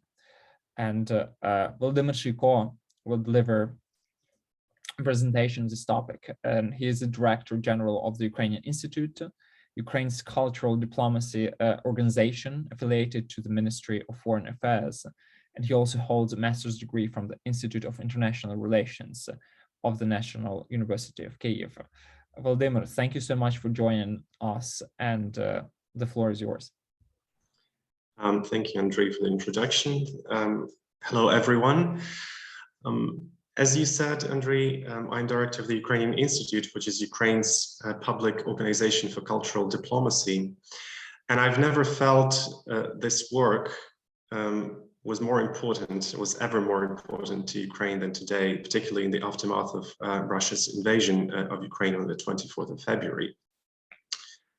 And it is so important because this Russia's war is essentially an existential struggle of Ukraine to survive, in which Ukraine must regain, must safeguard and strengthen its international agency and credibility in the global information space.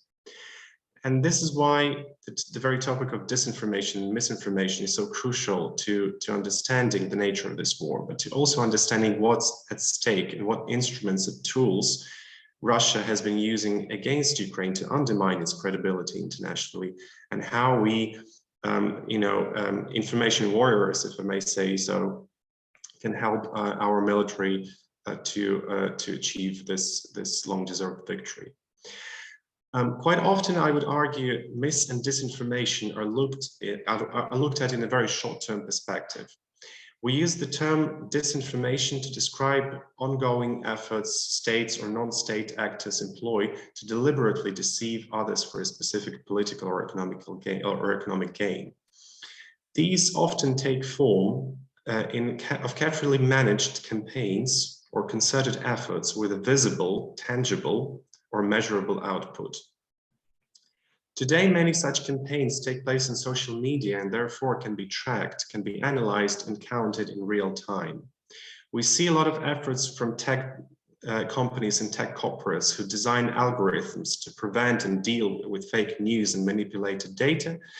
According to Facebook, for example, 95% of malicious content and disinformation is filtered out after a user clicks the send button, but before it actually reaches the public. So we can assume that these algorithms are sophisticated enough to indeed filter out a lot of undesired information. But this kind of leads us into a sort of a trap where we are much more likely to perceive disinformation as something immediate, right? That is happening right here and right now, has an immediate impact, and can be counted as quickly as that.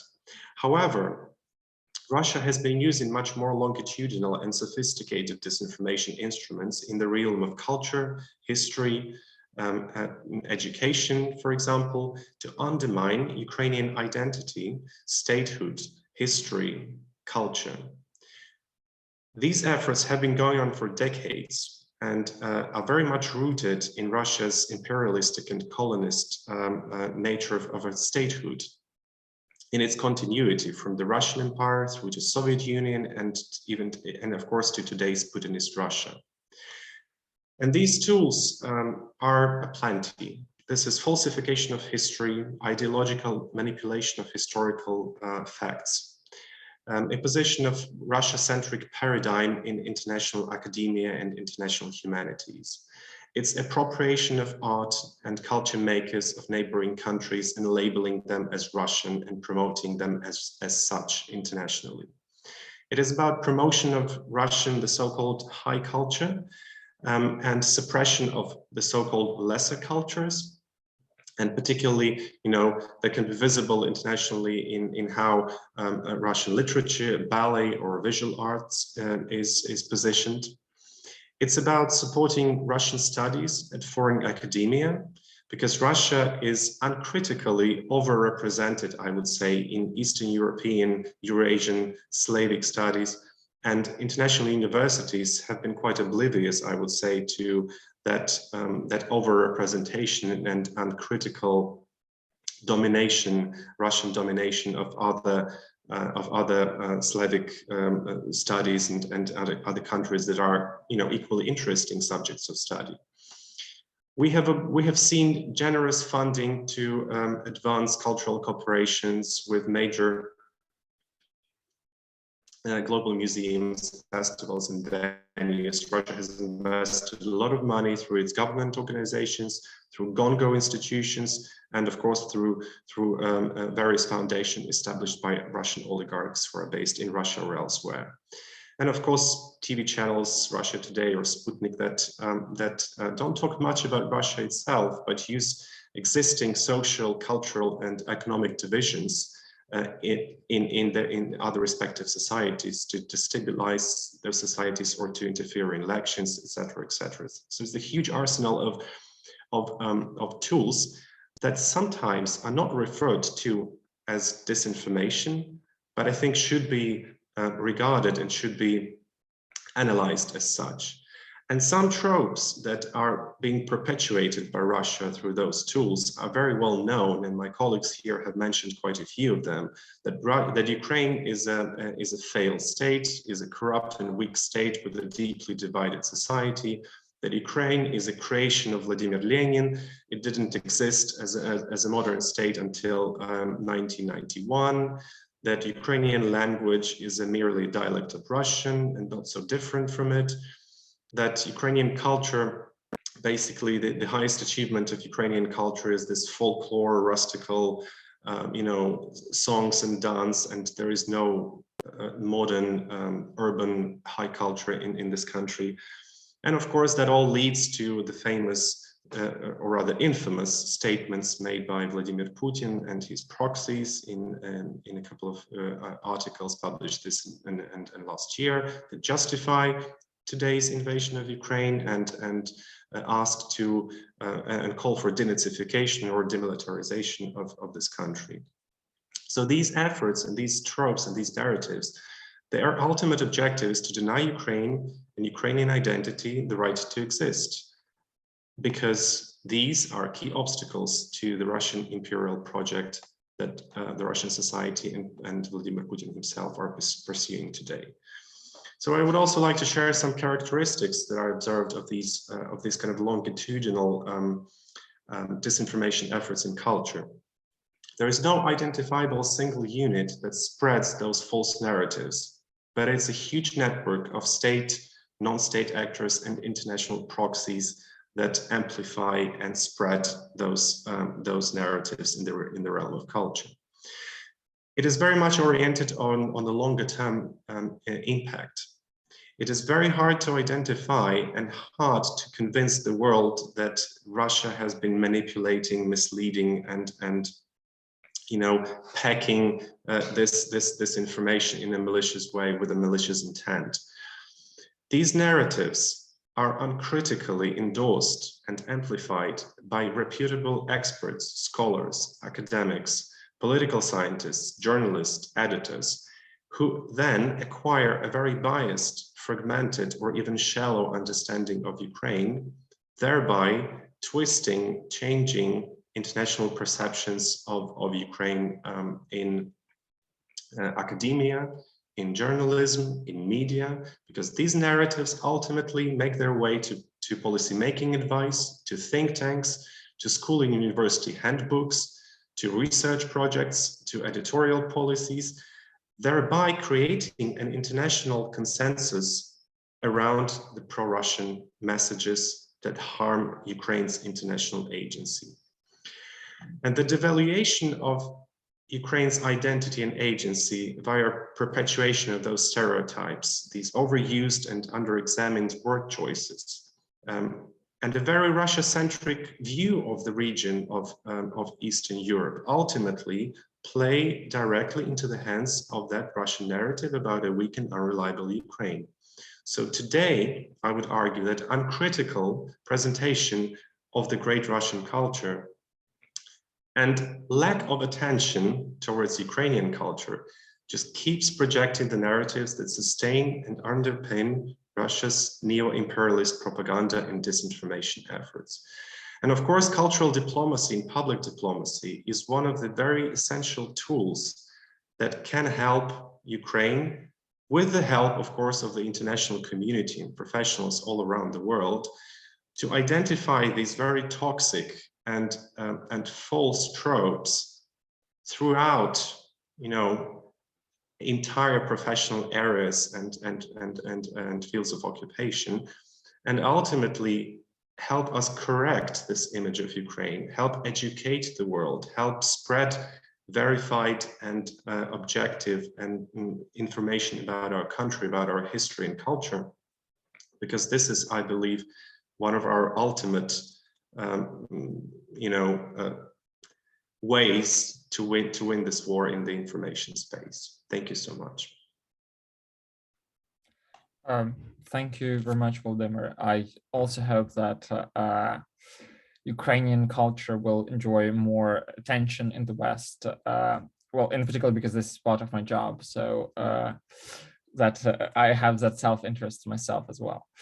But thank you so much for your presentation, and I would like to then just come to the next speaker, our last speaker of today, Fedchinko, with the topic how we used fact-checking to predict a war. And Fedchinko is a PhD and is a co-founder and chief editor of fact-checking website stopfake.org. This is a leading hub of expertise in Russian disinformation, and he is also director of the Mohyla School of Journalism at National University of Kyiv-Mohyla Academy in Kyiv.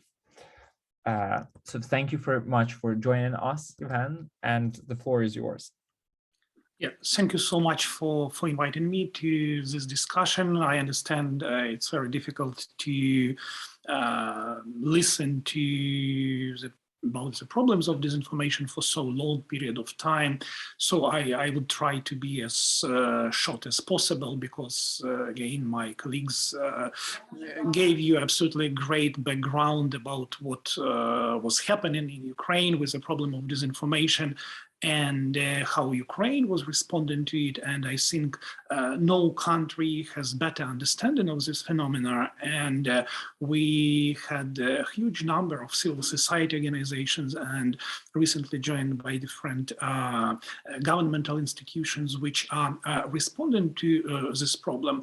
But the question is, did we do enough to tackle this problem? And if it was possible at all to tackle this problem back in 2014, for example. And I remember both Natalia and myself were talking about the same issues at Cambridge 8 years ago. So we are basically now going the full circle. And now we really accumulated absolutely huge knowledge about this phenomena, and we really need to kind of reassess it and to focus on what can be done about that in the future. So as it was said, StopFake is using the instruments of fact-checking to fight disinformation, and I would be happy if you can follow us on social media, especially on Twitter. We have very different languages: French, Italian, Spanish, English, of course. So please do follow us. So StopFake was mapping narratives of Russian disinformation for 8 years, as I said. So we knew everything about the enemy well before this war started. We knew who the main actors are, what platforms they use, what kind of messages they push, and for which audiences. When there was an Orange Revolution, which was also mentioned here by Natalia, in Ukraine back in 2004, Timothy Garton Ash said that it would be the very first revolution which would be televised. When we analyzed data on Russian disinformation, we realized it would be the very first war not only started by disinformation pretext, but when the whole war is actually about disinformation with some kinetic component. Of course, there were many other conflicts where disinformation and propaganda played important role, but this time is different on so many levels. So Russians created absolutely parallel reality for the domestic audience and try to sow doubts and uncertainty for the audiences around the world. And they were quite successful in that. Just a few examples from recent disinformation, and I'm absolutely sure you've heard it before, but just to give you the understanding of. First, army of bioweapon birds genetically targeting Russians. Or genocide accusations made against Moscow were aimed at preparing British public opinion for a nuclear strike by the UK on Russia. Then, Russian warship Moskva was sunk not by Ukrainian missiles, but by the stormy weather. And finally, last but not least, Soros, Rothschilds, and far right are jointly building fascism in Ukraine. These are just some of the brightest examples, but they speak volume of absurdity. That's the main point, when absurdity became a basis for Russian policymaking process. So on one hand, they created this absurdity and then lived in this post-reality world. So when construction of the system was over, for us at Stop Fake, it became obvious that the war is inevitable. Putin personally started to amplify these narratives, and we were sure he believes in it. In order to understand when the war will start, we analyzed volume of disinformation and intensity of disinformation. And before February 24th, there was a huge uptick, and we were sure that it's about to start. All this war is about disinformation. Now the volume is huge, and the whole disinfo industry is running 24/7, explaining, for example, how Russia is winning this war. But it takes a little more time than planned, because they're actually fighting not against some weak or non-existent Ukraine, but they're actually fighting against NATO, Americans, the West, or that Ukrainians are bombing themselves. And Russia is destroying 2,000 Ukrainian fighter jets daily, but the next day they are somehow back to action. So absurdity goes on. I wish we could stop this 8 years ago by dismantling disinformation machine through sanctions, deplatforming, naming and shaming of those people who've been participating in manufacturing of lies or whatever else, just to make sure this war was impossible. But it did not happen. There is a great book by Philip Gurevich about Rwanda genocide called "We Wish to Inform You that Tomorrow We Will Be Killed with Our Families." So in Ukrainian case, the history repeats itself. But this time we can say we will be killed with our families by Russian disinformation. So I would stop here and would be happy to answer your questions if you have any. Thank you so much, Ivan. Well, thank you all of our speakers for delivering so much information about Russian propaganda. I think we all now need to process it a little bit and take interest in it more in the UK, obviously. And now I would like to go to the questions from the audience. Before we jump into the questions from the audience, I would like to say that the ending of this event is scheduled for 8 p.m. UK time, but we will aim to finish it a little bit earlier just because of the curfew that is implemented in Kyiv and taking personal time of the speakers into consideration. So please use Q&A feature to submit your questions. And I would like to start with a question of my own and ask the speakers to raise your hands using the raise hand feature. That would make it much easier. If it will be difficult for you, I will just go through the list of by the order that you appeared speaking. I would like to use this opportunity to ask the first question, which is something that is most surprising to me, and I think that is very horrible yet interesting phenomenon, is when I look at Levada Center stats, and Levada Center is probably the most reputable sociological analytical center in Russia. It shows that Putin's support is actually growing in Russia, and by now probably 83% of Russians support Putin's policies. For me, it's very hard to comprehend how is it possible to convince an entire country to support the war and while there are alternative media resources in Russia, there is Medusa, Dozhd, other sort of oppositional media outlets that might not be perfect, but have more objective information. How does one convince an entire country of it? How can you keep propaganda so strong to convince an entire country of 140 million people to support the war? Does anyone have an idea?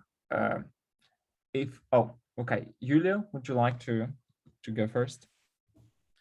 Thank you for a great question. I think it's a very interesting question, but I have some optimistic answer. I think that we cannot believe to the Russian sociology just because, at least, just because of the so-called spiral of silence. And there were some few experiments by neutral sociological organization, not pro-governmental, that shows that there is not about absolute that shows that this 80% of respondents who show that the Putin is doing great work. It's not just because they are thinking in that way, but also just because they wanted to give the positive answer, that answers that will that they think that should represent their thoughts. So I'm not sure that we should believe in all that numbers just because the Russian sociology is under the question of the possibility to show actual thoughts of Russian respondents.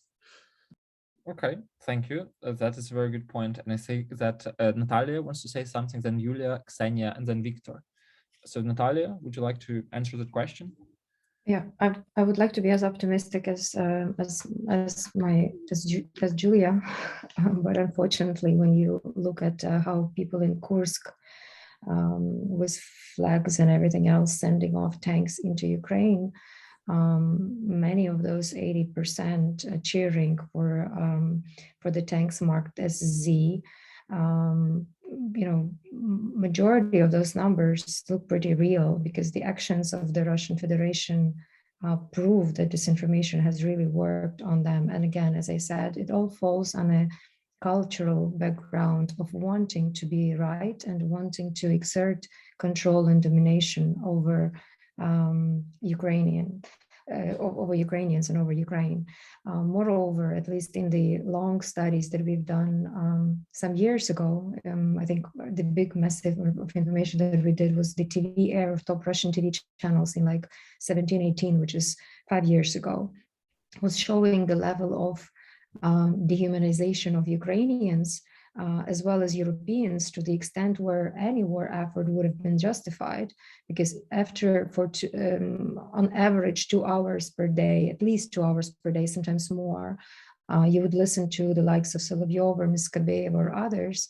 There are things that will come, that will change in your mindset. And there are loads and loads of stories because unfortunately there have been enough of the contacts between Ukrainians and Russian families in the past where families don't speak to each other anymore because they sincerely believe that Ukraine now is run by some people who don't mean well for majority of the population. So it's quite powerful. I would not underestimate it. Actually, I would be very serious about it. If you're curious what nations were the only nations that Russia did not criticize on their TV, those were just 2, at least 5 years ago. Those were Switzerland, because this is where they kept their money before their assets would be frozen, and Belarus, which now is not playing a really, which is acting against us, obviously, and has been overrun and fully controlled by Russia. Okay, thank you. And Yulia? I would actually echo what Yulia was saying, and I think we should go back to the point that Russia is an authoritarian country, and that there is no media freedom, but that means on one hand that the government is able to promote its narratives, but on the other hand, the government is using its police forces, its security forces to actually track and repress those who try to speak out. And so it's safer to say what the government wants you to hear.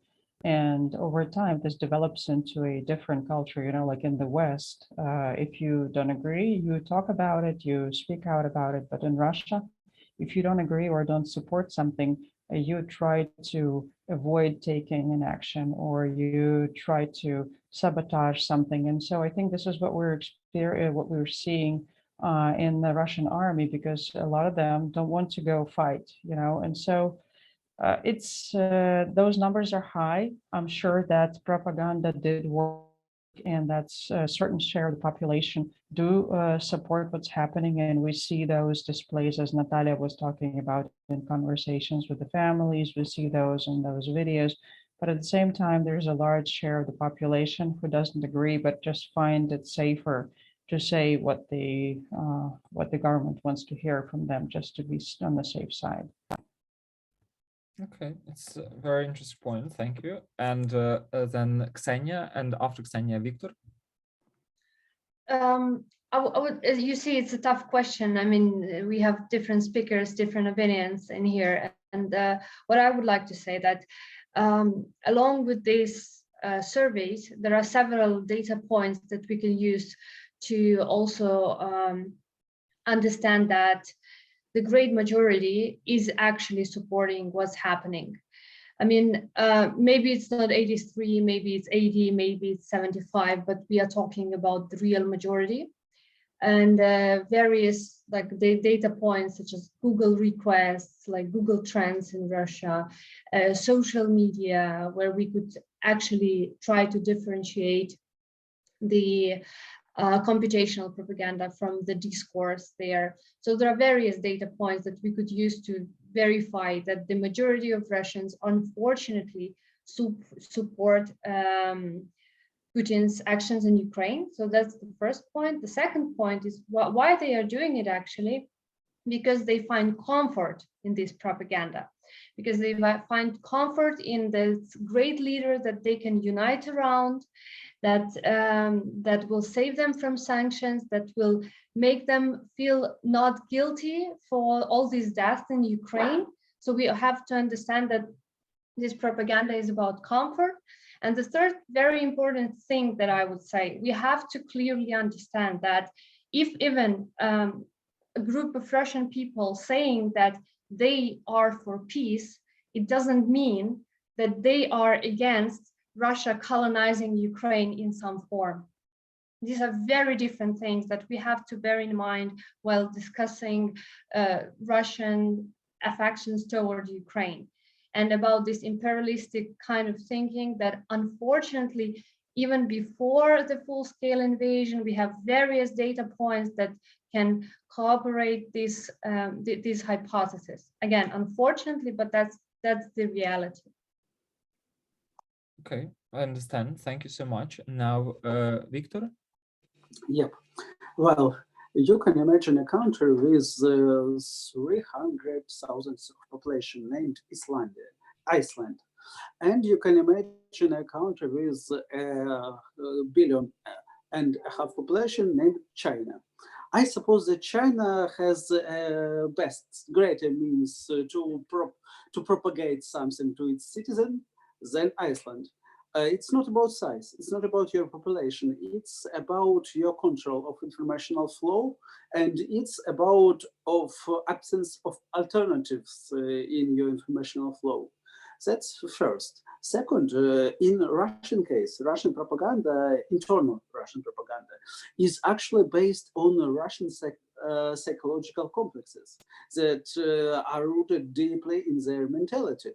So they actually want to believe it. And that's the main reason why they believe it, because it's cool for them, because they want to consider themselves like this propaganda describes, and their countries as propaganda describes, and every other country as this propaganda describes. I mean, inferior. So that's, well, it's always works. It worked in Germany during World War II. Why shouldn't it work in Russia now? Okay, thank you. And I think Artem has something to say as well. Yes, I would like to add a little bit to Victor. They have very specific political culture. In normal societies, deviation is not accepted. So there are deviations like 5, 10%, but they're not accepted. They are not normal. The specifics of political culture of Russia is that deviation for them is normal. They like deviations. They like hate. They like horrors. They like everything which is bad in normal countries. So propaganda plays with this interest to deviations. It makes it large, enormous, and it uses it to promote war. So their political culture is very different from our, from European, from Anglo-Saxon, and we just can't understand. And that is why their army is not, is this massacre in Bucha, in Irpin, it is not deviations inside army like some soldiers did it. It's normal for their army to behave like that. Okay, thank you. I think now we can go for questions from the audience, and I apologize if we don't ask all of them. It might be very difficult, but we'll try to provide the resources from the speakers where you can learn more about Russian disinformation, especially in regard of this war, on a Facebook page of Cambridge Ukrainian Studies. So there is obviously we are currently in the UK in Cambridge Ukrainian Studies, and even though the audience in this call is very much international, there is a very specific question in regard of what is happening in the UK, which is it true that Russian propaganda machine is supporting trying to remove Boris Johnson from the position using the Partygate case in order to stop support of Ukraine? I don't know if any of the speakers here has any information about it, or if anyone can answer why is it even important? Why is it worth someone to know about Russian disinformation in the UK?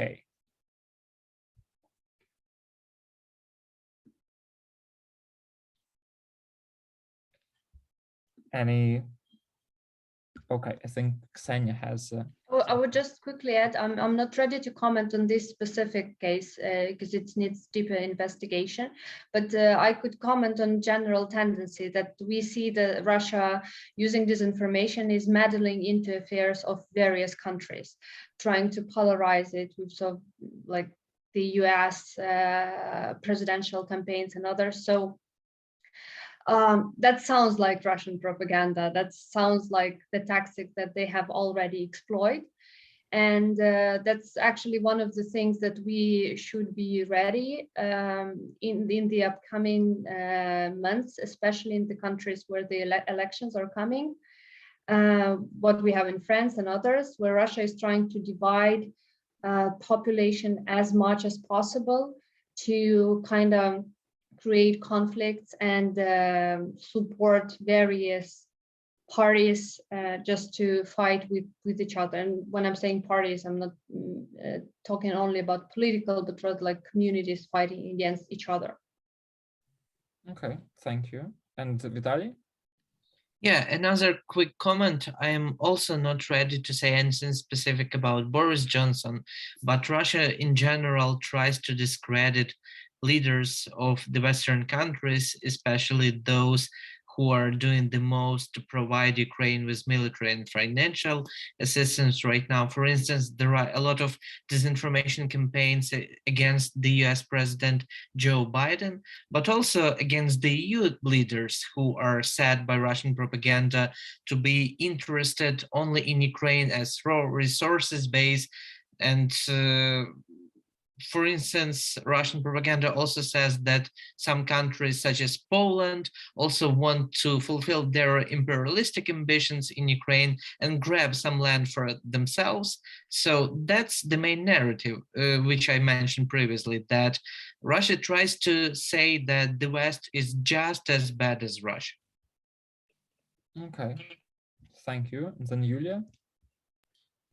I just want to add a little bit about the popularity of Boris Johnson in Russian newsfeed, and just a little example that in the last week Russian news, Boris Johnson's he's in top 10 most popular persons with more than 100 Russian news that mentioned him. It's like a little example how Russian newsfeed like to use popular Western politician to show to create the anti-Western propaganda. And actually Boris Johnson is one of the most popular person, I think that during almost last 1 month. For example, Lukashenko has the 10th position in this top 10 of the last week, and Boris Johnson's on the 8th place. Okay, thank you.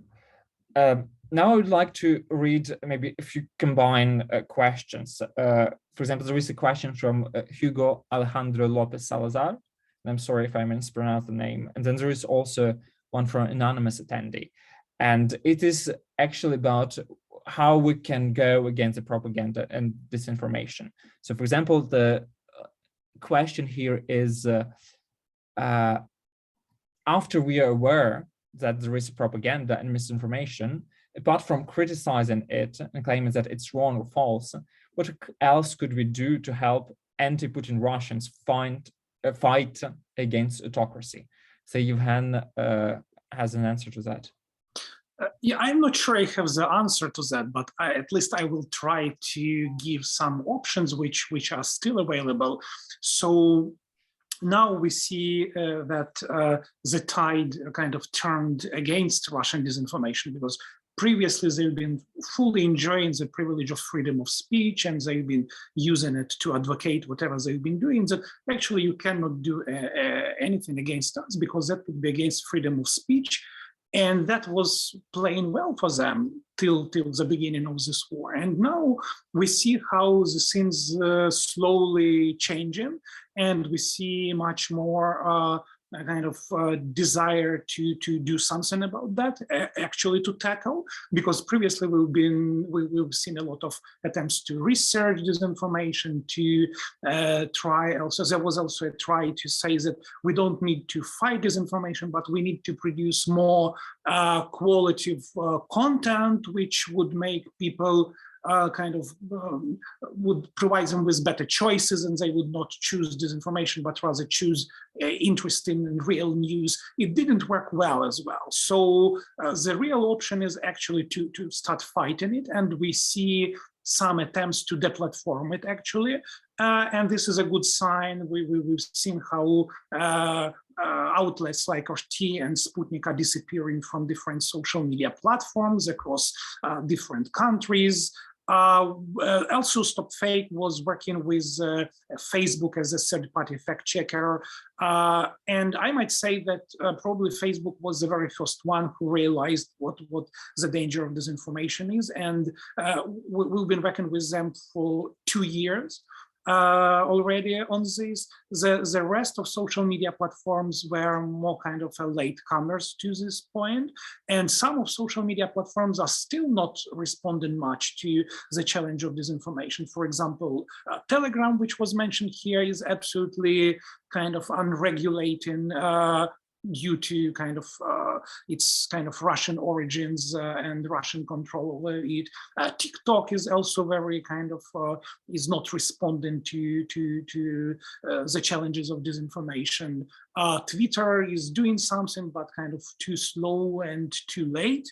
So just to summarize, all platforms have very different approaches to this, but this is one of the actual answers, because if people would not see disinformation, they would not be able to consume it, to share it with other people.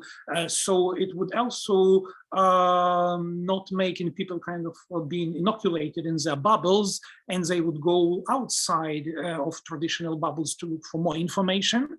Also, it's important to continue the great practice of sanctioning those outlets which produce disinformation, and Stop Fake was advocating that for years, that you need not only to go after institutions, but you also need to go after individuals, and not only top brass like Simonian from RT or Kistol, but you also need to go to the lower level, to those people who actually manufacture all that malign content. For example, now all Russian media organizations are sending their so-called journalists to work in the war zone. So they're embedded with Russian troops, and they're moving forward like RT and Russia TV channel and many other outlets. So we also need to go after those people, because what they do is not a journalism, it's disinformation. And as I said, it's disinformation that actually kills. It's not just about some misinformation and other things. So it's disinformation which kills people. So we also need to do that. And also there is a good tendency that Russian TV channels are removed from different satellite services, and less people can actually watch them. Of course, it would not already work for Russian audience per se. And I would be frank here that Stop Fake actually gave up on Russian audience after 1 or 2 weeks after the beginning of the war, because we did not see any actual response, and we do not see any protest potential over there. And also we are sure that even if that would be some protest potential, it would not influence the decision-making process. So it's absolutely kind of independently running process. It's absolutely inoculated at the very top level of kind of Russian establishment. And so instead of that, we kind of started to target very different audiences. So we do continue to publish Stop Fake content in Russian, but it would rather be targeting audiences in Armenia, Moldova, Georgia, Kazakhstan, rather than Russian audience in Russia. Or it would be targeting Russians living outside of Russia. So the only kind of recipe here is to kind of remove and deplatform as much as possible of that. And then it would take quite a lot of time for Russians to kind of live through all that, through trauma of being collectively responsible for genocide happening in Ukraine. And only then probably we would see some kind of real response to that. But so far we don't see that average Russians are regretting about what is happening. And it's not only about polls, which also someone might say can be questionable. But for example, we see the numerous pro-Putin and pro-demonstrations organized by Russians outside of Russia. And this is very kind of self-explanatory, because always there, Russians are not prosecuted by police, authoritarian state. They are not kind of motivated by authorities to do that. They are doing that on their own will. And for us, it's very kind of self-explanatory political phenomena, which proves that there is a huge grassroots support for what Russian government and Putin are doing inside Ukraine, because, as it was said by previous speakers, it correlates to the previously existing views and feelings among Russian audiences. So I am half skeptical that you can actually fight that with positive content, or some Russian media organizations move abroad and trying to produce some content, or US or UK media organizations producing more content in Russian. So it would not already work for Russian audience itself. It's kind of too late for that. Okay, thank you. And Natalia, would you like to contribute? Andrii, if I may, colleagues, because I'm going to have to leave in 3 minutes for another call, but I wanted maybe to react, if possible, to a few of the questions that were in the in the stream. So first off, I agree that there is little that can be done right now for the Russian audience itself. And again, I'm just very convinced empirically, I guess, that if it all falls on the culture and this willingness to dominate, there is little you can do about that. But in other, if it's Russian speakers who live in other countries, within other cultures, within cultures that are more equal and more appreciative of freedom, of democracy, of other things, you can probably influence a little bit more. Unfortunately, the issue of taking down the RT and Sputnik and Russian TV channels is not going as well in the global south as it is in European countries.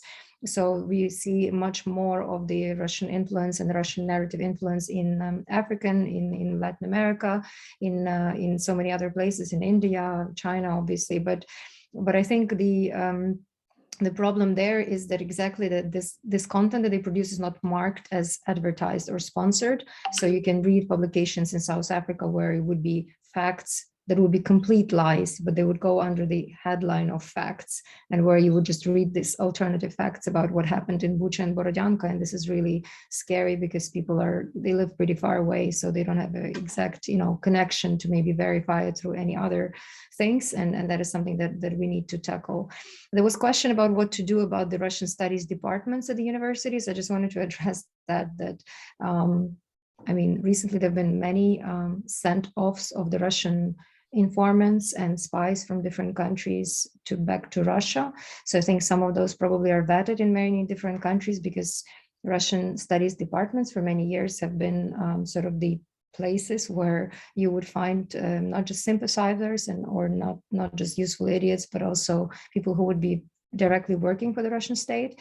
But I think, it's more importantly is to just study more in depth our region and Ukrainian history and the nuances of it that are still not understood or that need to be explained better. And it would be great if there would be more Ukrainian studies chairs, not only in Cambridge, but at other places. I think every decent European university or the States or Canadian school should have a Ukrainian studies department, so that would help a lot. There was a question about anti-Semitism. I hope that my colleagues will address it more in depth, but Ukrainians are so anti-Semitic that we've selected quite a few prime ministers and presidents, actually. So I think that should to any kind of logic already explain our feelings about anti-Semitism. But and there was a question about Azov, which I hope Victor and others are going to address. But right now, it's been Ukrainian, including Azov fighters, who have been protecting the women and children in Mariupol, which has been under the Russian siege for 50 over days, and their fate remains to be unknown. And I think this is the final point that I would just like to leave you with, is that reality beats any disinformation. If you look at reality, Russia has been attacking Ukraine, has been erasing our memory, has been exploiting us for years and years, and has attacked us on 24th of February. And that is the reality. That should beat any disinformation. Thank you so much, Andrii, for organizing. It's been great to see you all, and have a good evening. Thanks. Thank you so much for joining it. I'm also aware of our speaker's time, so I would aim to maybe have 1 or 2 more questions, and then we will have to finish. I was wondering if any one of you would like to contribute to the question about universities. We had a question whether or not, closing Russian studies department would be radical, and what do you see the policy of universities towards Russian studies in Western countries, but more or less globally all over the world?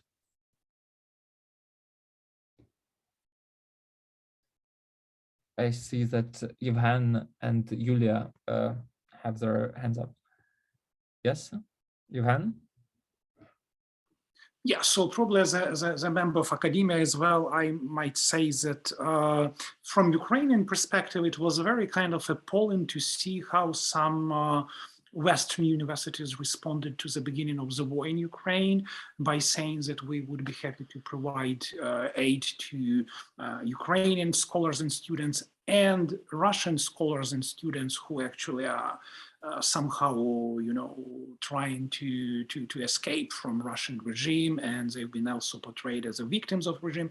And for Ukraine, this approach is absolutely unacceptable because it equals the victim and the perpetrator of the crime. And Ukrainians do believe in the collective responsibility of Russians. And yes, probably some of them really might be the victims of Russian regime, but probably Western universities should put it some other way and not again to equal those things, because this kind of false equivalency is very hurting, especially when we saw it immediately after the war started. And it's the same with journalism. For example, when there was this famous story with a Russian journalist who appeared on air with some anti-war slogan, we've seen that Western journalists were applauding and academia were applauding as well. And for Ukrainians, it was absolutely, again, unacceptable because this is exactly the person which was manufacturing propaganda for 8 years. And she is personally responsible for killed Ukrainians, for victims of this. And then for her, it's just enough to produce some anti-war slogan, and she's widely accepted as another victim, And it was appalling because when I was looking at my Twitter feed, there was thousands of mentions of this Russian journalist. And basically, it usurpated all the attention from the war happening in Ukraine at that very evening, And so for Ukrainians, it was looking just as another instrument of Russian soft power, how to steal attention and actually to steal the narrative from Ukrainians about what is actually happening and what is actually important. So I think these two kind of vectors are very much connected, and probably there should be more kind of a sensitive approach how to handle Ukrainian feelings about this, and that war in Ukraine is perpetrated by Russia. And Russians, again, I would repeat that, are responsible for that.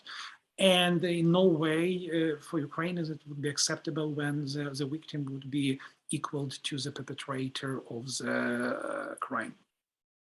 Thank you. And Yulia and then Ksenia? Well, the question was Russian studies and whether or not those are worth canceling.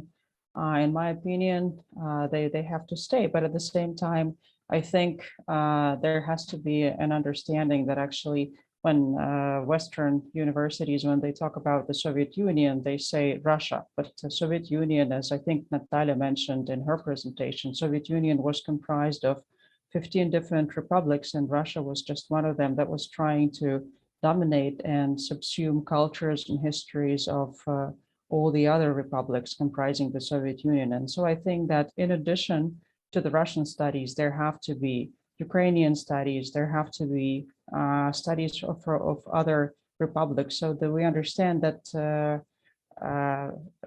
well, Russia was an empire, but it's no longer an empire, and it's not going to be an empire. And all these republics, they have their own identities, and well, they are now struggling with overcoming those imperial legacies, but still they are separate entities, and there has to be differentiation. And I think more Ukrainian voices need to be included, because we are the best ones to know about our history, because we have access to archives, we have access to documents and to history that we ourselves are discovering about our country. And so we can contribute to those conversations. And I think there should be more of them. And also Russian studies need to concentrate more, like, Russia tends to promote this idea of like great Russian culture, but what does today's Russia, what does it have to do with the culture of the 19th century? Basically nothing. The golden age was when? Even before the 20th century started. And so, and I don't think like Russia culturally really produced anything of great impact in the 20th century, right? And so I think that that needs to be, those things need to be explored in more detail, and this kind of romantic fascination with Russia that needs to go away, because what we're seeing in this war has nothing to do with great culture. It's about violence, and absolutely like pointless violence towards people who cannot defend themselves. I mean, the civilians, the children, and it's not great culture. Thank you. And Ksenia? Just a quick thing that I think we should first investigate the funding of the Russian Studies Department. At a university where I had a chance, like a very good Western university where I had a chance to study, there was the whole floor of the library newly built and sponsored by Ruski Mir Foundation. And there are various investigations proving that this is the proxy organization that is conducting the information operations in various countries. And unfortunately, there were cases when they were to dictate what speakers are to present the topics, what topics are going to be researched, from what angles, and so on and so forth. So it's not about like canceling Russian studies in general. It's about understanding what these Russian studies are actually about. Are they about actually investigating Russia, understanding it for better policy making, better understanding, better fighting disinformation, or are they another tool, unfortunately, of Russian information operations all over the world? Excellent, thank you.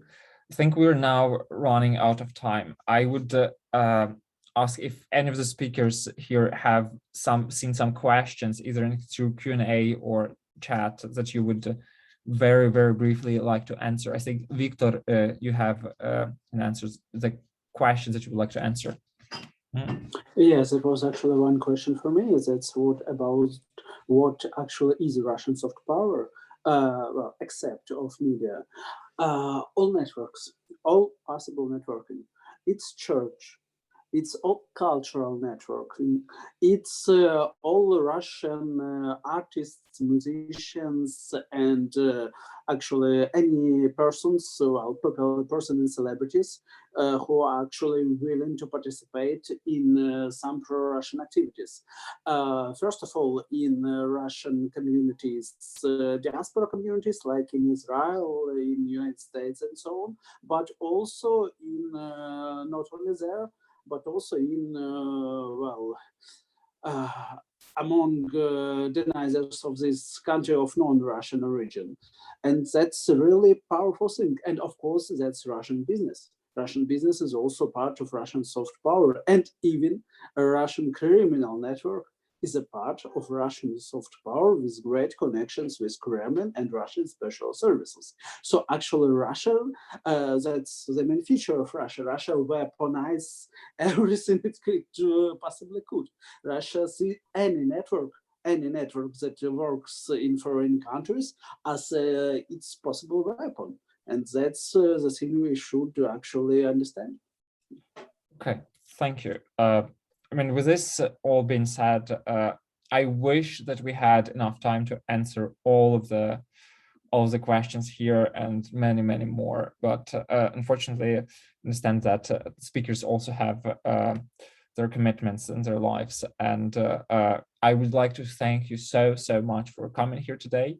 I personally have learned a lot that I have not known, even though I do pay a lot of attention to it. So thank you so much for educating me in the first place and our audience on the topics of Russian disinformation.